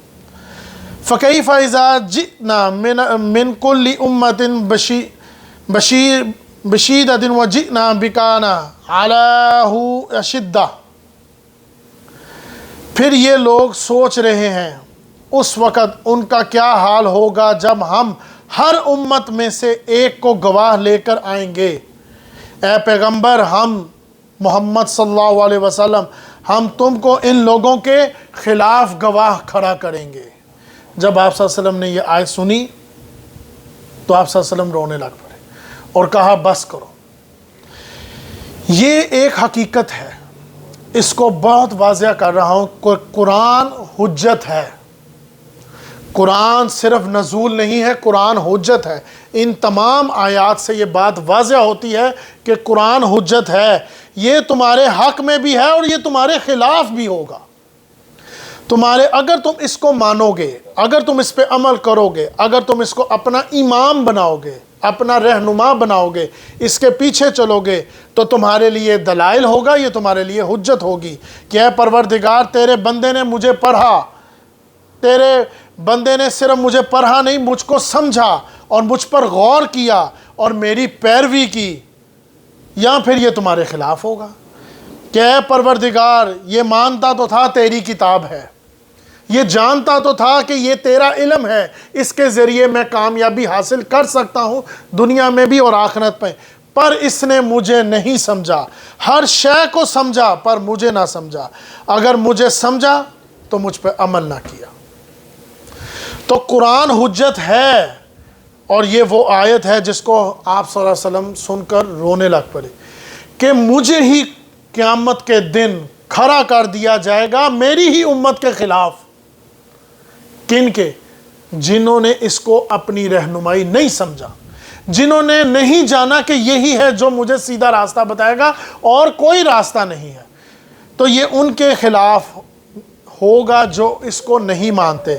رسالت اور نبوت رحمت ہے، لیکن ان کے حق میں جو اس کے عمل کرے گی، جو اس کی رہنمائی حاصل کرے گی، جو اس کو استعمال کرے گی اپنے فائدے کے لیے، ضرورت کے لیے، اپنی دکانداری کے لیے، اپنی باتیں جمانے کے لیے، محفل میں دبدبا سمجھانے کے لیے کہ میرے آگے کچھ پروٹوکول کھڑا ہو جائے، میرے آگے کچھ معاملات آ جائیں، تو جس نے اس کو ہدایت سمجھا، جس نے اس سے فائدہ اٹھایا، تو تم دیکھتے نہیں ہو۔ پہلے تو تمہیں یعنی کہ دیکھا جائے تو ان آیات میں پہلے زبانی کلامی سمجھایا گیا، پھر تاریخی انداز میں سمجھایا گیا، دیکھتے نہیں ہو۔ سمود کی قوم جو تمہارے قدوں سے بھی کئی قد اونچی تھی، آج جا کے دیکھو 21ویں صدی میں اگر لوگ حج کرنے جاتے ہیں یا عمرہ، تو وہاں موجود ہیں وہ پہاڑیاں جن کو چیر کر، پھاڑ کر، توڑ کر، وداؤٹ اینی مشین کے ذریعے اپنے گھر بناتے تھے۔ تو تم دیکھتے نہیں ہو کہ اتنی طاقتور قوم کو ہم نے نیست و نابود کر دیا، تو تمہیں توڑنا ہمارے لیے کون سا مشکل ہے؟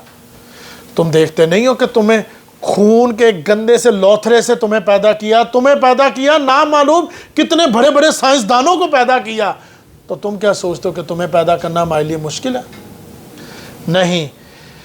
تو یہ پہلے تو ہو جانا تھا تمہارے لیے بہت بڑا بہانہ، لیکن اب وہ ختم ہو گیا، آخری حجت مکمل۔ آپ صلی اللہ علیہ وسلم نے سب سے بڑا کام کر کے دکھا دیا، واضح کر کے دکھا دیا، ایک نظام قائم کر کے دکھا دیا، لہٰذا اب تم کسی بھی رعایت کے مستحق نہیں ہو۔ تو یہ اللہ کا قاعدہ رہا ہے کہ جب جب رسول بھیجے گئے قوموں پر، اور اس کے بعد اگر وہ اپنی کفر پر آمادہ رہے تو ان کو ہلاک کر دیا گیا۔ تو یہ ہے اصل میں جس کا نقشہ کھینچا جا رہا ہے ان آیات میں، وَإِذَا الرُّسُلُ أُقِّتَتْ، جب ہم پیغمبروں کو جمع کریں گے اس وقت، تب آئے گی قیامت۔ جب ہم ویسے بھی قیامت کا لفظ لیتے ہیں تو اس میں بہت سی چیزوں کو جمع کر دیتے ہیں، سمجھنے کی بات ہے، غور کرنے کی بات ہے۔ قرآن مجید میں قیامت اصل میں 3 مرحلوں میں ہوگی، کتنا فاصلہ ہے یہ نہیں میں جانتا، کتنا مرحلہ ہے۔ پہلا مرحلہ آئے گا جو کہ قرآن مجید سورۃ الحج सूरत नंबर 22 आयत नंबर 1, इन्ना ज़लालतन तस्माई शैउन अज़ीम, यकीन जानो कि क़यामत का बोझ बहुत ज़बरदस्त है, उसकी हलाकत ऐसी होगी कि जब तुम सब पर तारी हो जाएगी। दूसरा मरला आएगा बादल मौत, वो कैफियतों के बाद तुम सब पर मौत तारी हो जाएगी। और तीसरा मरला है जब तुम क़यामत वाले दिन पेश होगे अल्लाह के यहाँ। अगर देखा जाए तो मैं भी आज ये कह सकता हूँ कि मेरे दादा के दादा और उसके दादा को मरे हुए कितने साल हो गए, वो भी उस ज़माने में इसी कुरान मजीद से के ज़रिए कहते होंगे कि क़यामत आ जाएगी, क़यामत आई वाली, आ गई। तो आज तो उनके लिए तो क़यामत शुरू हो गई, तो हमारे लिए भी आनी है। तो एक वो पेशी है जब हम अल्लाह के आगे खड़े होंगे। सूरत मुतफ़्फ़िफ़ीन सूरत नंबर 83 आयत नंबर 6, यौम यक़ूमुन नासु लिरब्बिल आलमीन, जिस दिन सब लोगों को रब्बिल आलमीन के सामने खड़ा होना पड़ेगा। तो ये 3 हिस्से हैं क़यामत के। तो इनमें कितना वक्फ़ा है हम नहीं जानते। तो इन दोनों आयात में ये बात वाज़िया हो गई। वज़र रसूल उक़्ता, जब हम पैगम्बरों के जमा होने का वक्त आ जाएगा। लियौमिन उज्जलत, कोई पूछेगा कि इस मामले को इस दिन के लिए मुलतवी क्यों किया गया था। लियौमिन उज्जलत, इसके पीछे उज्जत ऐसी क्या थी जो इसको इतना तवील किया गया, मुलतवी किया गया। ये बात मैंने वैसे तो सूरतुल क़लम में भी बयान की थी, इक़रा बिस्मि रब्बिकल्लज़ी ख़लक़ में भी बयान की थी कि अहले ईमान की तबीयत में ये बात आती रहती है कि वो ये बात चाहते हैं कि कब तक इनको ढील मिलती रहे। हर इंसान ये देखता है कि मैं दिन कुछ वक्त 5 वक्त नमाज़ पढ़ रहा हूँ या दीन पे चल रहा हूँ, या आजकल ये भी हम महसूस करते हैं कि जबकि इसके बरक्स ये शख्स हराम खाता है, शराब पीता है, बेहयाई करता है, फिर भी बड़ा बेहतरीन नज़र आ रहा है। तो ये मुलतवी क्यों है, ये सज़ा क्यों नहीं हो रही? ये हक़ और बातिल जो कि वाज़िह हो गया है, तो फिर इनको सज़ा क्यों नहीं मिल रही? तो अहले ईमान की तबीयत में ये बात आखिर आती ही रहती थी कि आखिर कब तक इनको ढील दी जाएगी, कब तक इनको छूट दी जाएगी, जबकि हक़ वाज़िह हो गया और इनकी खबासत भी वाज़िह हो गई, कुफ़र भी वाज़िह हो गया। और कुफ़र खाली वाज़िह क्या हो गया, इन्होंने तो कुफ़र का हक़ अदा कर दिया, अब भी इनके ऊपर अजाब न है। तो अहले बैत अहले ईमान के दिल में ये बात आती रहती थी, कब तक अल्लाह का अजाब नहीं आएगा। यही बात सूरतुल अनकबूत में भी आई। अनकबूत बड़ी जलाली सूरत है। सूरतुल अनकबूत सूरत नंबर 29 53 आयत नंबर 53, वलौला अजलुम मुसम्मन लजाअहुम अज़ाब, अगर अज़ाब अज़ाब का एक मुअय्यन वक्त ना रखते तो हम इनके ऊपर ज़रूर अज़ाब भेज देते। यानी कि ये अल्लाह ताला की एक बहुत बड़ी हिकमत है कि हमने एक वक्त मुअय्यन कर दिया है। तो ए ईमान वालों, तुम सब्र और ईमान और नमाज के साथ मदद हासिल करो, सब्र करो, मिलेगा जो तुम चाहते हो वो मिलेगा। ये बात मैंने पहले भी बयान की थी कि इंसान की फितरती कैफियत है कि वो अपनी दुआओं में बहुत जल्दी चाहता है। ऐसा मुमकिन नहीं है, तदरीजन होगा। क्या हुआ नहीं, तुम देख नहीं रहे? आज उन लोगों की तुम तारीखें पढ़ते हो, एक वक्त था जब ये उनके साथ हो रहा था, आज तुम उनकी तारीखें पढ़ रहे हो। तो होगा, ये अल्लाह ताला का मुअय्यन करता वक्त है। उससे पहले ये फ़ैसला अगर होना होता तो हम कर चुके होते, मगर हम नहीं करेंगे। उसकी दलील अगली आयत में आ गई, क्यों नहीं करेंगे। ये एक वक्त मुअय्यन का मकसद क्या है, ये अल्लाह ताला की कुदरत क्या है, ये अल्लाह ताला अपनी ही कुदरत खुद अपनी ही ज़बान में बयान कर रहे हैं अगली आयत में। लियौमिन उज्जलत, कोई पूछे कि इस मामले को किस दिन के लिए मुलतवी किया गया, ये क्यों होता है लियौमिल फ़स्ल, तो जवाब ये है कि फ़ैसले के दिन के लिए, फ़ैसले के दिन के लिए। वमा अदराका मा यौमुल फ़स्ल, तुम्हें क्या मालूम फ़ैसले का दिन क्या है। तो ये सारी हुज्जत क्यों की गई, ये कस्में किस लिए खाई गई, उस क़यामत के दिन के लिए। और ये क़यामत का दिन क्यों मुलतवी किया गया, उस फ़ैसले के दिन के लिए, ताकि दूध का दूध और पानी का पानी वाज़िह हो जाए, ताकि पता लग जाए कि तुम में से कौन है जो ईमान वाला है, تم میں سے کون ہے جو صبر کرنے والا ہے؟ تم میں سے کون ہے جو راہ حق پہ چلنے والا ہے؟ تم میں سے کون ہے جو اپنی زندگی کے نظام کو درست کرنے کے لیے قرآن کی مدد لیتا ہے، نہ کہ لوگوں کی؟ لینا ہے تو اپنے رول ماڈل نبی کی لو، لینا ہے تو ان کی ازواج مطہرات کی لو، لینا ہے تو ان کے معاملات سے اپنے معاملات کو سیٹ کرو، اپنے معاملات کو لوگوں کے تجربے سے مت سیٹ کرو۔ تو وما ادراک ما یوم الفصل، تمہیں کیا معلوم فیصلے کا دن کیا ہے؟ یہ ہم نے کیوں سیٹ کر رکھا ہے، ہم نے یہ ٹائم کیوں لگا رکھا ہے؟ تو تمہیں کیا سمجھ، تمہیں کیا اندازہ اس دن کی ہولناکی کا، تمہیں کیا اندازہ اس دن کی شدت کا؟ ویسے تو خطاب اول و آخر آپ صلی اللہ علیہ وسلم سے ہو رہا ہے، مگر یہاں پر خطاب پورے نوع انسانی سے بھی ہو رہا ہے کہ وہ عظیم دن، وہ عظمت والا دن، وہ بڑا سخت دن۔ یہ تینوں لفظ میں نے اس لیے بولے، سخت ان لوگوں کے لیے جن کے دائیں ہاتھ میں ہوگا مال، جس نے چھوڑ دیا نبی اور نبی کے رسول، اللہ اور اللہ کے رسول اور اس کے کلام کو اور ان کے طرز زندگی کو۔ اور عظیم دن اور عظمت والا دن ان کے لیے جو کامیاب ہیں کہ کب ہمارا حساب ہو، کب ہم جنت میں جائیں۔ جیسے کہ رزلٹ اناؤنس کرنے سے پہلے اسٹوڈنٹ کو پتا ہو کہ میں پاس ہو چکا ہوں، تو اس کو تو بس جلدی ہے کہ کسی طرح بس نام اناؤنس کریں اور مجھے آگے بھیجیں۔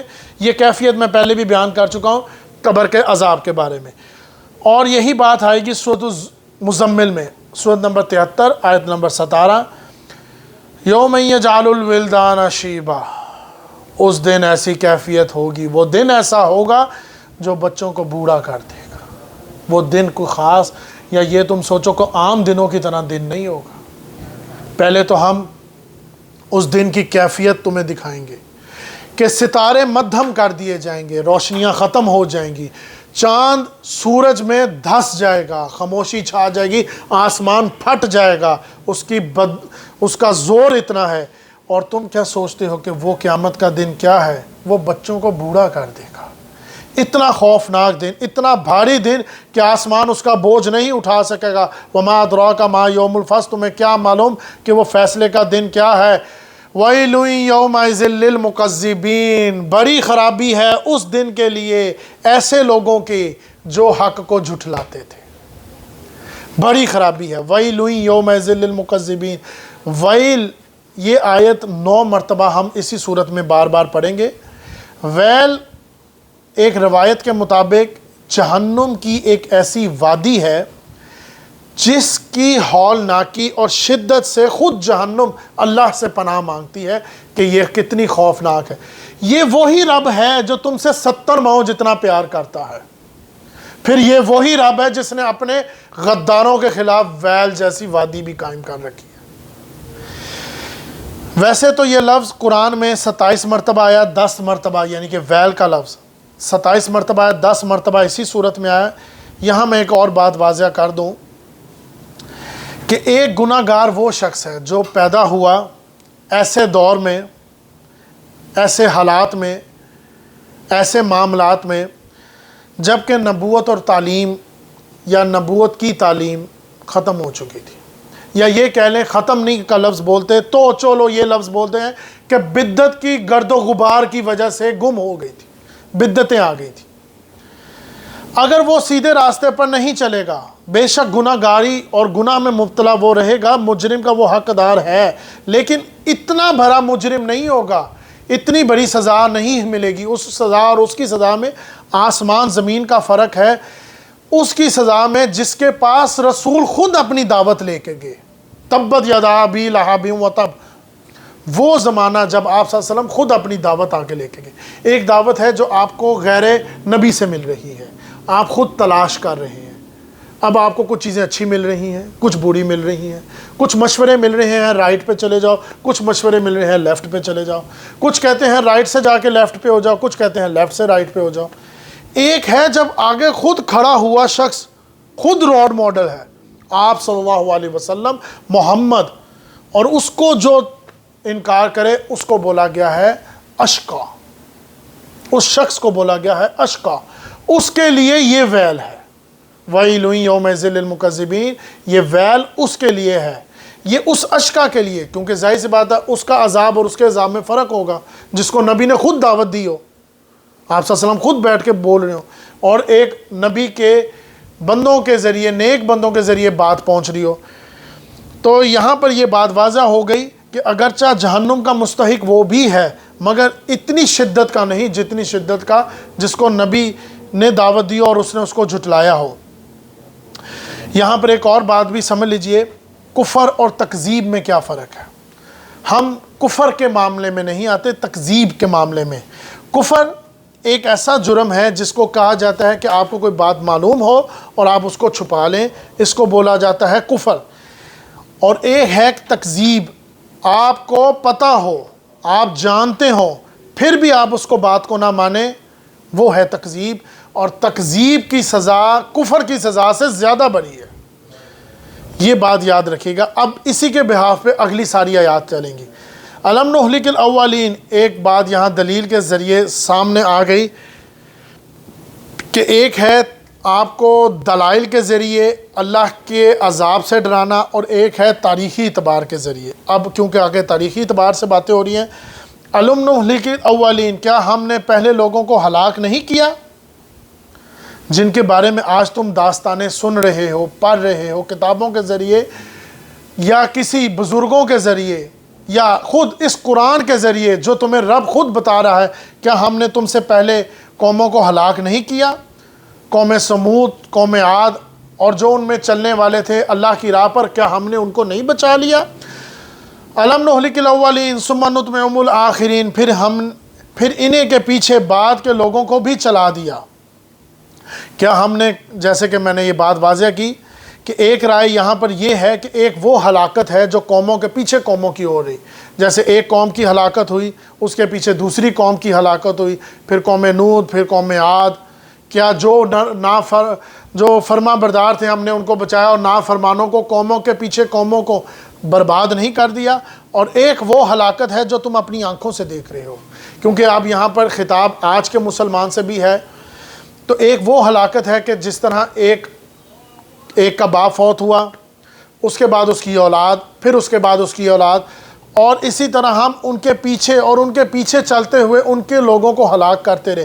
تو یہ ہلاکت تو تم اپنی آنکھوں سے دیکھ رہے ہو کہ ایک وہ بہت بڑا عہدے پر بیٹھا ہوا شخص وہ بھی ہلاک ہو گیا، پھر اس کے بعد اس کے پیچھے اس کی اولاد بھی ہلاک ہو گئی، پھر اس کے پیچھے اس کی، اور اس کے پیچھے اس کی، اور اس کے پیچھے اس کی۔ اور ایک ہلاکت تو وہ ہے جو تم دیکھ رہے ہو، اور ایک وہ ہلاکت ہے جس کی داستانیں تم سن رہے ہو۔ تو اتنی ہلاکتوں کو سننے کے باوجود تم کیا سوچتے ہو کہ ہم تمہیں ہلاک نہیں کر سکتے؟ یہی بات یہاں پر واضح ہو رہی ہے۔ الم نہلک الاولین، کیا ہم نے پہلے لوگوں کو ہلاک نہیں کیا؟ ان سے مراد وہ دونوں ہلاکتیں، قومیں بھی کر لیں اور وہ لوگ بھی جو تمہارے سامنے ہو رہے ہیں۔ ثم نتبعہم الآخرین، پھر ان کے پیچھے ان کو اور ان کے پیچھے ان کو ہلاک کیا۔ کذالک نفعل بالمجرمین، کیا ایسے ہی سلوک کرتے آئے ہیں ہم مجرموں کے ساتھ؟ یہ ہماری سنت رہی ہے، یہ اللہ تعالیٰ کی سنت رہی ہے کہ کوڑا کرکٹ کو، جیسے ہم دنیا میں دیکھتے ہیں کہ کوڑے کرکٹ کو ایک طرف کیا جاتا ہے اور اس کے بعد اس کو آگ لگا دی جاتی ہے اور اس میں سے کام کی چیزوں کو علیحدہ کر دیا جاتا ہے۔ اسی طرح جب ہم قوموں کے اندر دیکھتے ہیں کہ وہ جل سر گئی ہے، اب ان کے اندر کوئی چیز نہیں رہی، تو پھر ہم آخری حجت، یعنی کہ آخری ٹرمپ کارڈ کہہ لو، پھر ہم آخری امام حجت کرتے ہیں کہ رسولوں کو بھیجتے ہیں ان کو بتانے کے لیے، رسول جو کہ رول ماڈل کا کام بھی کرتے ہیں اپنے قول کے ذریعے بھی اور اپنے عمل کے ذریعے بھی، اور پھر بھی یہ ثابت ہو گیا کہ ان کی آنکھیں نہیں کھلی، تو پھر ہم ان کو ہلاک کر دیتے ہیں، اور ہم ایسے ہی کرتے آئے ہیں اور ایسے ہی ہوتا رہے گا۔ اور اگر تم نے بھی وہی طرز عمل اختیار کیا تو یہی ہوگا۔ یہی بات مزید واضح، یعنی کہ کھل کے بیان ہو رہی ہے سورۃ المزمل میں، سورۃ نمبر 73 آیت نمبر 15 سے لے کر 18 تک۔ اِنَّا أَرْسَلْنَا إِلَيْكُمْ رَسُولًا شَاهِدًا عَلَيْكُمْ كَمَا أَرْسَلْنَا إِلَىٰ فِرْعَوْنَ رَسُولًا فَعَصَىٰ فِرْعَوْنُ الرَّسُولَ فَأَخَذْنَاهُ أَخْذَةً وَبِيلًا فَكَيْفَ تَتَّقُونَ إِن كَفَرْتُمْ يَوْمًا يَجْعَلُ الْوِلْدَانَ شِيبًا۔ جھٹلانے والوں، یقین جانو کہ ہم نے تمہارے پاس تم پر گواہ بنانے والے ایک رسول کو اس طرح بھیجا جیسے ہم نے فرعون کے پاس ایک رسول کو بھیجا، جیسے ہم نے فرعون کے پاس بھیجا۔ میں نے پہلی بات بیان کی تھی کہ قرآن مجید میں ایک دلیلی طریقے سے انسان کو سمجھایا جاتا ہے، وارن کیا جاتا ہے، خبردار کیا جاتا ہے، اور ایک ہے تاریخی طریقے سے کہ جس طرح ہم نے رسول کو بھیجا فرعون کے پاس، اسی طرح ہم نے بھی تمہارے پاس رسول کو بھیجا۔ فَعَصَىٰ فِرْعَوْنُ الرَّسُولَ فَأَخَذْنَاهُ أَخْذَةً وَبِيلًا، پھر فرعون نے رسول کا کہنا نہیں مانا تو ہم نے اس پہ پکڑ کر لی جو اس کے لیے زبردست وبا کا کام کی۔ فَكَيْفَ تَتَّقُونَ إِن كَفَرْتُمْ يَوْمًا يَجْعَلُ الْوِلْدَانَ، اگر تم بھی ایسا ہی کرو گے، اگر تم بھی نافرمانی کرو گے، اگر تم بھی پیروی نہیں کرو گے، جو رشتے ہم نے تمہیں دیے تم ان کو قائم نہیں رکھو گے، تو یاد رکھو اس دن کے لیے جو دن بچوں کو بوڑھا کر دے گا۔ تو اصل میں یہی وہ مضمون ہے جو ان آیات میں آیا۔ میں نے یہ بات پہلے بھی کہی تھی کہ قرآن مجید کی آیات، ایک آیات دوسری آیات کو واضح کرتی ہیں، یا یہ کہہ لیں کہ قرآن مجید یا اللہ تعالیٰ اپنی ہی آیات کو کھول کھول کر بیان کرتے ہیں۔ الم نہلک الاولین، کیا ہم نے تم سے پہلے لوگوں کو ہلاک نہیں کیا جو نافرمان تھے، جو پیروی نہیں کرتے تھے، جو ہمارے حقوق کو توڑتے تھے، ہمارے بنائے ہوئے اصولوں کو توڑتے تھے۔ ثم نتبعهم الآخرین، پھر ان کے پیچھے ان کو ہلاک کیا جو وہ بھی کہیں کرتے تھے۔ کذالک نفعل بالمجرمین، ایسا ہی سلوک ہم مجرموں کے ساتھ کرتے ہیں۔ سن لو، ویل یومئذ للمکذبین، بڑی خرابی ہے اس دن کے لیے جو لوگ حق کو جھٹلاتے ہیں۔ تو یہاں پر ویل کن کے لیے ہو گیا؟ پہلے ویل تھا ان لوگوں کے لیے جو اشقا تھے، جنہوں نے خود رسول سے سنی ہوئی تعلیم، تبلیغ اور اللہ کے احکامات کو جھٹلایا۔ اب ان کے لیے ہے جو قرآن یعنی کہ اللہ کا احکامات اور محمد کی تکذیب کرتے ہیں، جبکہ ہم جانتے ہیں کہ محمد اللہ کے رسول ہیں۔ اشہد ان لا الہ الا اللہ وحدہ لا شریک لہ واشہد ان محمدا عبدہ ورسولہ، ہم جانتے ہیں کہ محمد اللہ کے رسول ہیں اور ان کے بندے ہیں، اور جو وہ تعلیم دے رہے ہیں وہ بالکل درست ہے، وہ ایک واضح ہے، اور قرآن اللہ کی کتاب ہے، اور اس کے باوجود ہم اس پہ عمل نہیں کرتے، نہیں مانتے، تو ہم تکذیب کرتے ہیں، تو ہمارے لیے بڑی خرابی ہے اس دن کے لیے جو لوگ حق کو جھٹلاتے ہیں، یعنی کہ تکذیب، میں نے پہلے بتایا کفر سے بھرا ہے تکذیب۔ الم نہلکم من ماء مہین، کیا ہم نے تمہیں ایک حقیر پانی سے پیدا نہیں کیا؟ اب یہاں پر تیسری مثال شروع ہو رہی ہے۔ پہلے مثال اللہ اور اس کے رسول کی، پھر اس کے بعد اس کے احکامات کی، اب تیسری مثال، کیا ہم، جو کہ تم خود دیکھ رہے ہو، کیا ہم نے تمہیں ایک حقیر پانی سے پیدا نہیں کیا؟ پہلے میں یہ بات واضح کر دوں، ایک اور جگہ پہ قرآن مجید میں آیا، سورۃ الدہر آیت نمبر 76، سورت نمبر 76 آیت نمبر 2، انا خلقنا الانسان من نطفۃ امشاج، ہم نے انسان کو ایک ملے جلے نطفے سے پیدا کیا اور اسی طرح پیدا کیا۔ اگر تم یہ سمجھتے ہو کہ اللہ تم کو دوبارہ نہیں پیدا کر سکتا، یہاں پر ان لوگوں کی بات ہو رہی ہے، کیونکہ ایک طبقہ وہ بھی ہے جو اس بات کو نہیں مانتا کہ تم سوچتے ہو کہ اللہ تمہیں دوبارہ پیدا نہیں کر سکتا، تو تم غور کرو اپنی پیدائش پر، تم غور کرو اپنے معاملات پر، جس کو آج تم سائنس نے جس کو ڈی این اے بنا دیا ہے کہ ایک ڈی این اے سے دوسرا ڈی این اے بنایا جا سکتا ہے، یہ وہی ایک نقطہ ہے جس سے ہم نے تمہیں پیدا کیا، اور آج یہ بات واضح ہو گئی کہ یہ ڈی این اے واقعی ایک ہی نقطہ ہے جس سے وہ سارا معاملہ چلا اور پوری نسل کی نسل چلی۔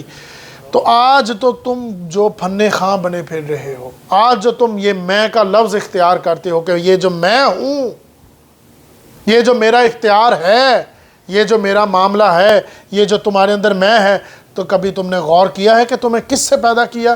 یا یہ بول دیا جائے کہ کیا تم اپنی اوقات کے اس معاملے کو سمجھتے ہو کہ تمہارے جسم کو ایک روح ملکوتی ہے جو اللہ تعالیٰ نے پھونکی، اور ایک یہ تمہارا اپنا جسم جس کے اوپر تم میں کا لفظ استعمال کرتے ہو، اس کی پیدائش ہے کیا؟ ایک گندا نقطہ۔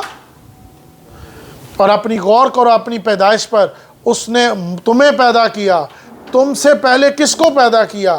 تم سے پہلے اس کو پیدا کیا، نامعلوم کس کس کو پیدا کیا، بڑے بڑے حاکم کو، فلسفی کو، اولیاء کو، سب کو پیدا کیا۔ تو یہ اللہ کی ایک مستقل نشانی ہے جو تمہارے سامنے موجود ہے، یہ اس کی قدرت، یہ نشانی، یہ خلاقی تمہارے سامنے موجود ہے، اور تم پھر بھی اس کے احکامات کو جھٹلاتے ہو۔ تم پھر بھی یہ سمجھتے ہو کہ وہ تمہیں دوبارہ پیدا نہیں کر سکتا، وہ اس چیز کے لیے، اس کے لیے یہ معاملہ مشکل ہے۔ تو ایسا نہیں ہے، اصل میں یہ آیتیں ویسے ہی واضح ہیں، میں صرف ان کے ہر زاویے سے بھی بیان کر رہا ہوں تاکہ مزید واضح ہو جائے کہ انسان تو اپنے آپ کو جان، اپنے آپ کو سمجھ۔ ایک وہ تکذیب کرنے والا ہے جو خود محمد کے سامنے بیٹھ کر اپنے آپ کو تکذیب کرا دیا صلی اللہ علیہ وسلم، اس کا جرم کتنا بڑا ہوگا، اس کے لیے ویل ہے۔ پھر ویل اس کے لیے ہے جس کو معلوم ہو گیا کہ یہ احکامات اللہ کے اور اللہ کے رسول نے مجھے دیے اور یہ کتاب اللہ کی ہے، اور پھر اس کو بھی جھٹلاتا ہے۔ پھر اسی طرح تو یہ دیکھتا ہے کہ یہ تیرے سامنے نشانیاں موجود ہیں کہ ہم نے قوموں کو برباد کر دیا، تیرے بڑے اور اس سے بھی بڑے کو برباد کر دیا، جس کی مثالیں آج تو دے رہا ہے۔ تو یہ سلسلہ تو پہلے ہی چلتا آ رہا ہے۔ ایک قیامت تو پوری کائنات کی وہ گلیکسیوں کی شکل میں ہو رہی ہیں، ایک قیامت ہے جو اس دنیا کی ہوگی، ایک قیامت کی ایک موت وہ ہو رہی ہے جو قوموں کی قومیں برباد ہو گئی، ختم ہو گئی، اور ایک قوم ہے جو تیرے باوجداد مر گئے۔ اور آج تو اپنی خلاقی کو دیکھ، اپنے معاملات کو دیکھ۔ اسی بات کو شاہ ولی اللہ نے 3 لفظوں میں بیان کیا خلق کو، ایک ہے ابدا، ایک ہے خلق، ایک ہے تدبیر۔ ابدا کسی چیز کو شروع سے شروع کرنا، اور ایک ہے خلق، کسی چیز سے کسی چیز کو بنانا، جیسے مٹی سے انسان کو بنایا۔ الم نخلقکم من ماء مہین، کیا ہم نے تمہیں ایک حقیر پانی سے نہیں پیدا کیا؟ پھر بھی تو اپنے آپ میں فخر کرتا ہے۔ فجعلناہ فی قرار مکین، پھر ہم نے اس کو ایک مقررہ وقت تک مضبوط قرار جگہ پر چھوڑ دیا۔ یہ بات ویسے آج سائنس میں واضح ہو جاتی ہے کہ وال آف یوٹرس، جہاں پر بچہ پیدا ہوتا ہے، اپنی پروان کرتا ہے، وہ انسان کی، عورت کی مضبوط ترین چیزوں میں سے ہے، وال آف یوٹرس۔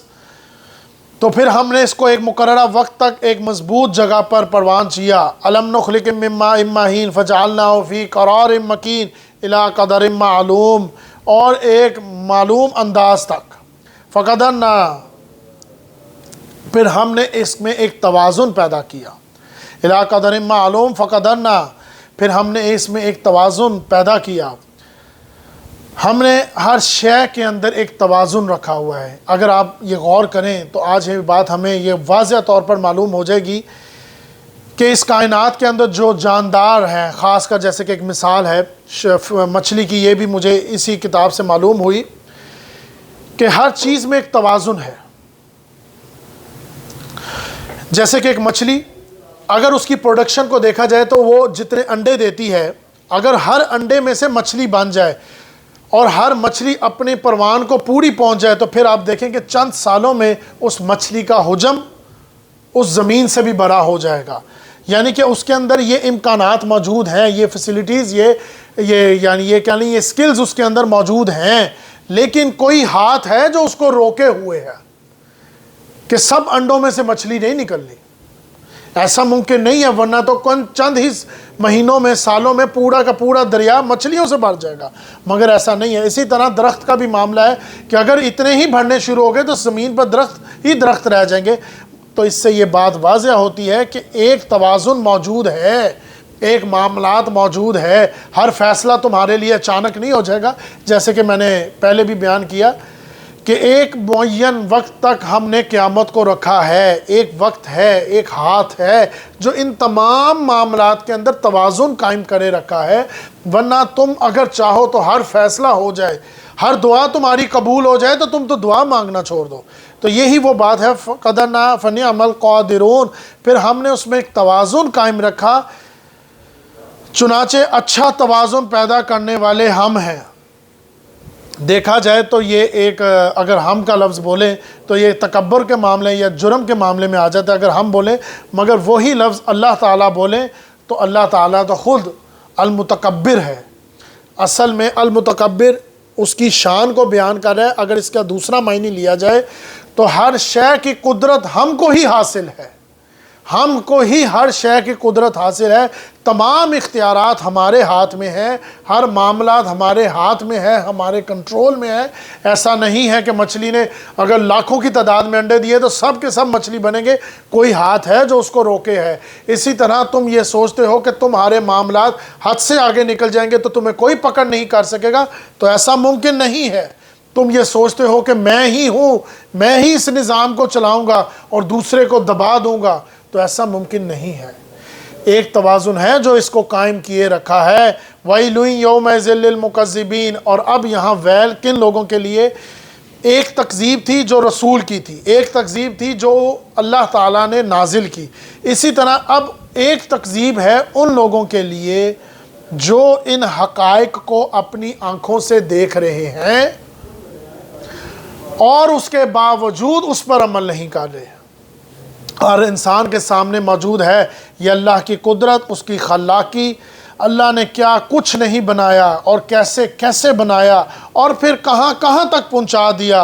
اور جو لوگ ان تمام چیزوں کو دیکھنے کے باوجود نہیں سمجھتے، ان چیزوں کو پڑھنے کے باوجود نہیں عمل کرتے، اس پر مکمل طور پر گرفت نہیں رکھتے، اور یہ جو اللہ تعالیٰ نے تمام معاملات، یہ چاہے رشتوں کی شکل میں ہو، توازن کی شکل میں ہو، اللہ تعالیٰ نے جو آزمائشیں پیدا کی اور جو قدرت اللہ تعالیٰ نے انسان کے سامنے رکھی، اور یہ جو کلام اللہ تعالیٰ نے اپنے نبی کے ذریعے محمد صلی اللہ علیہ وسلم کے ذریعے ہم تک پہنچایا، اس پر عمل نہیں کیا، ان کے لیے ویل ہے۔ وَيْلٌ يَوْمَئِذٍ لِّلْمُكَذِّبِينَ، بڑی خرابی ہے اس دن کے لیے، ان لوگوں کے لیے جو حق کو جھٹلاتے ہیں۔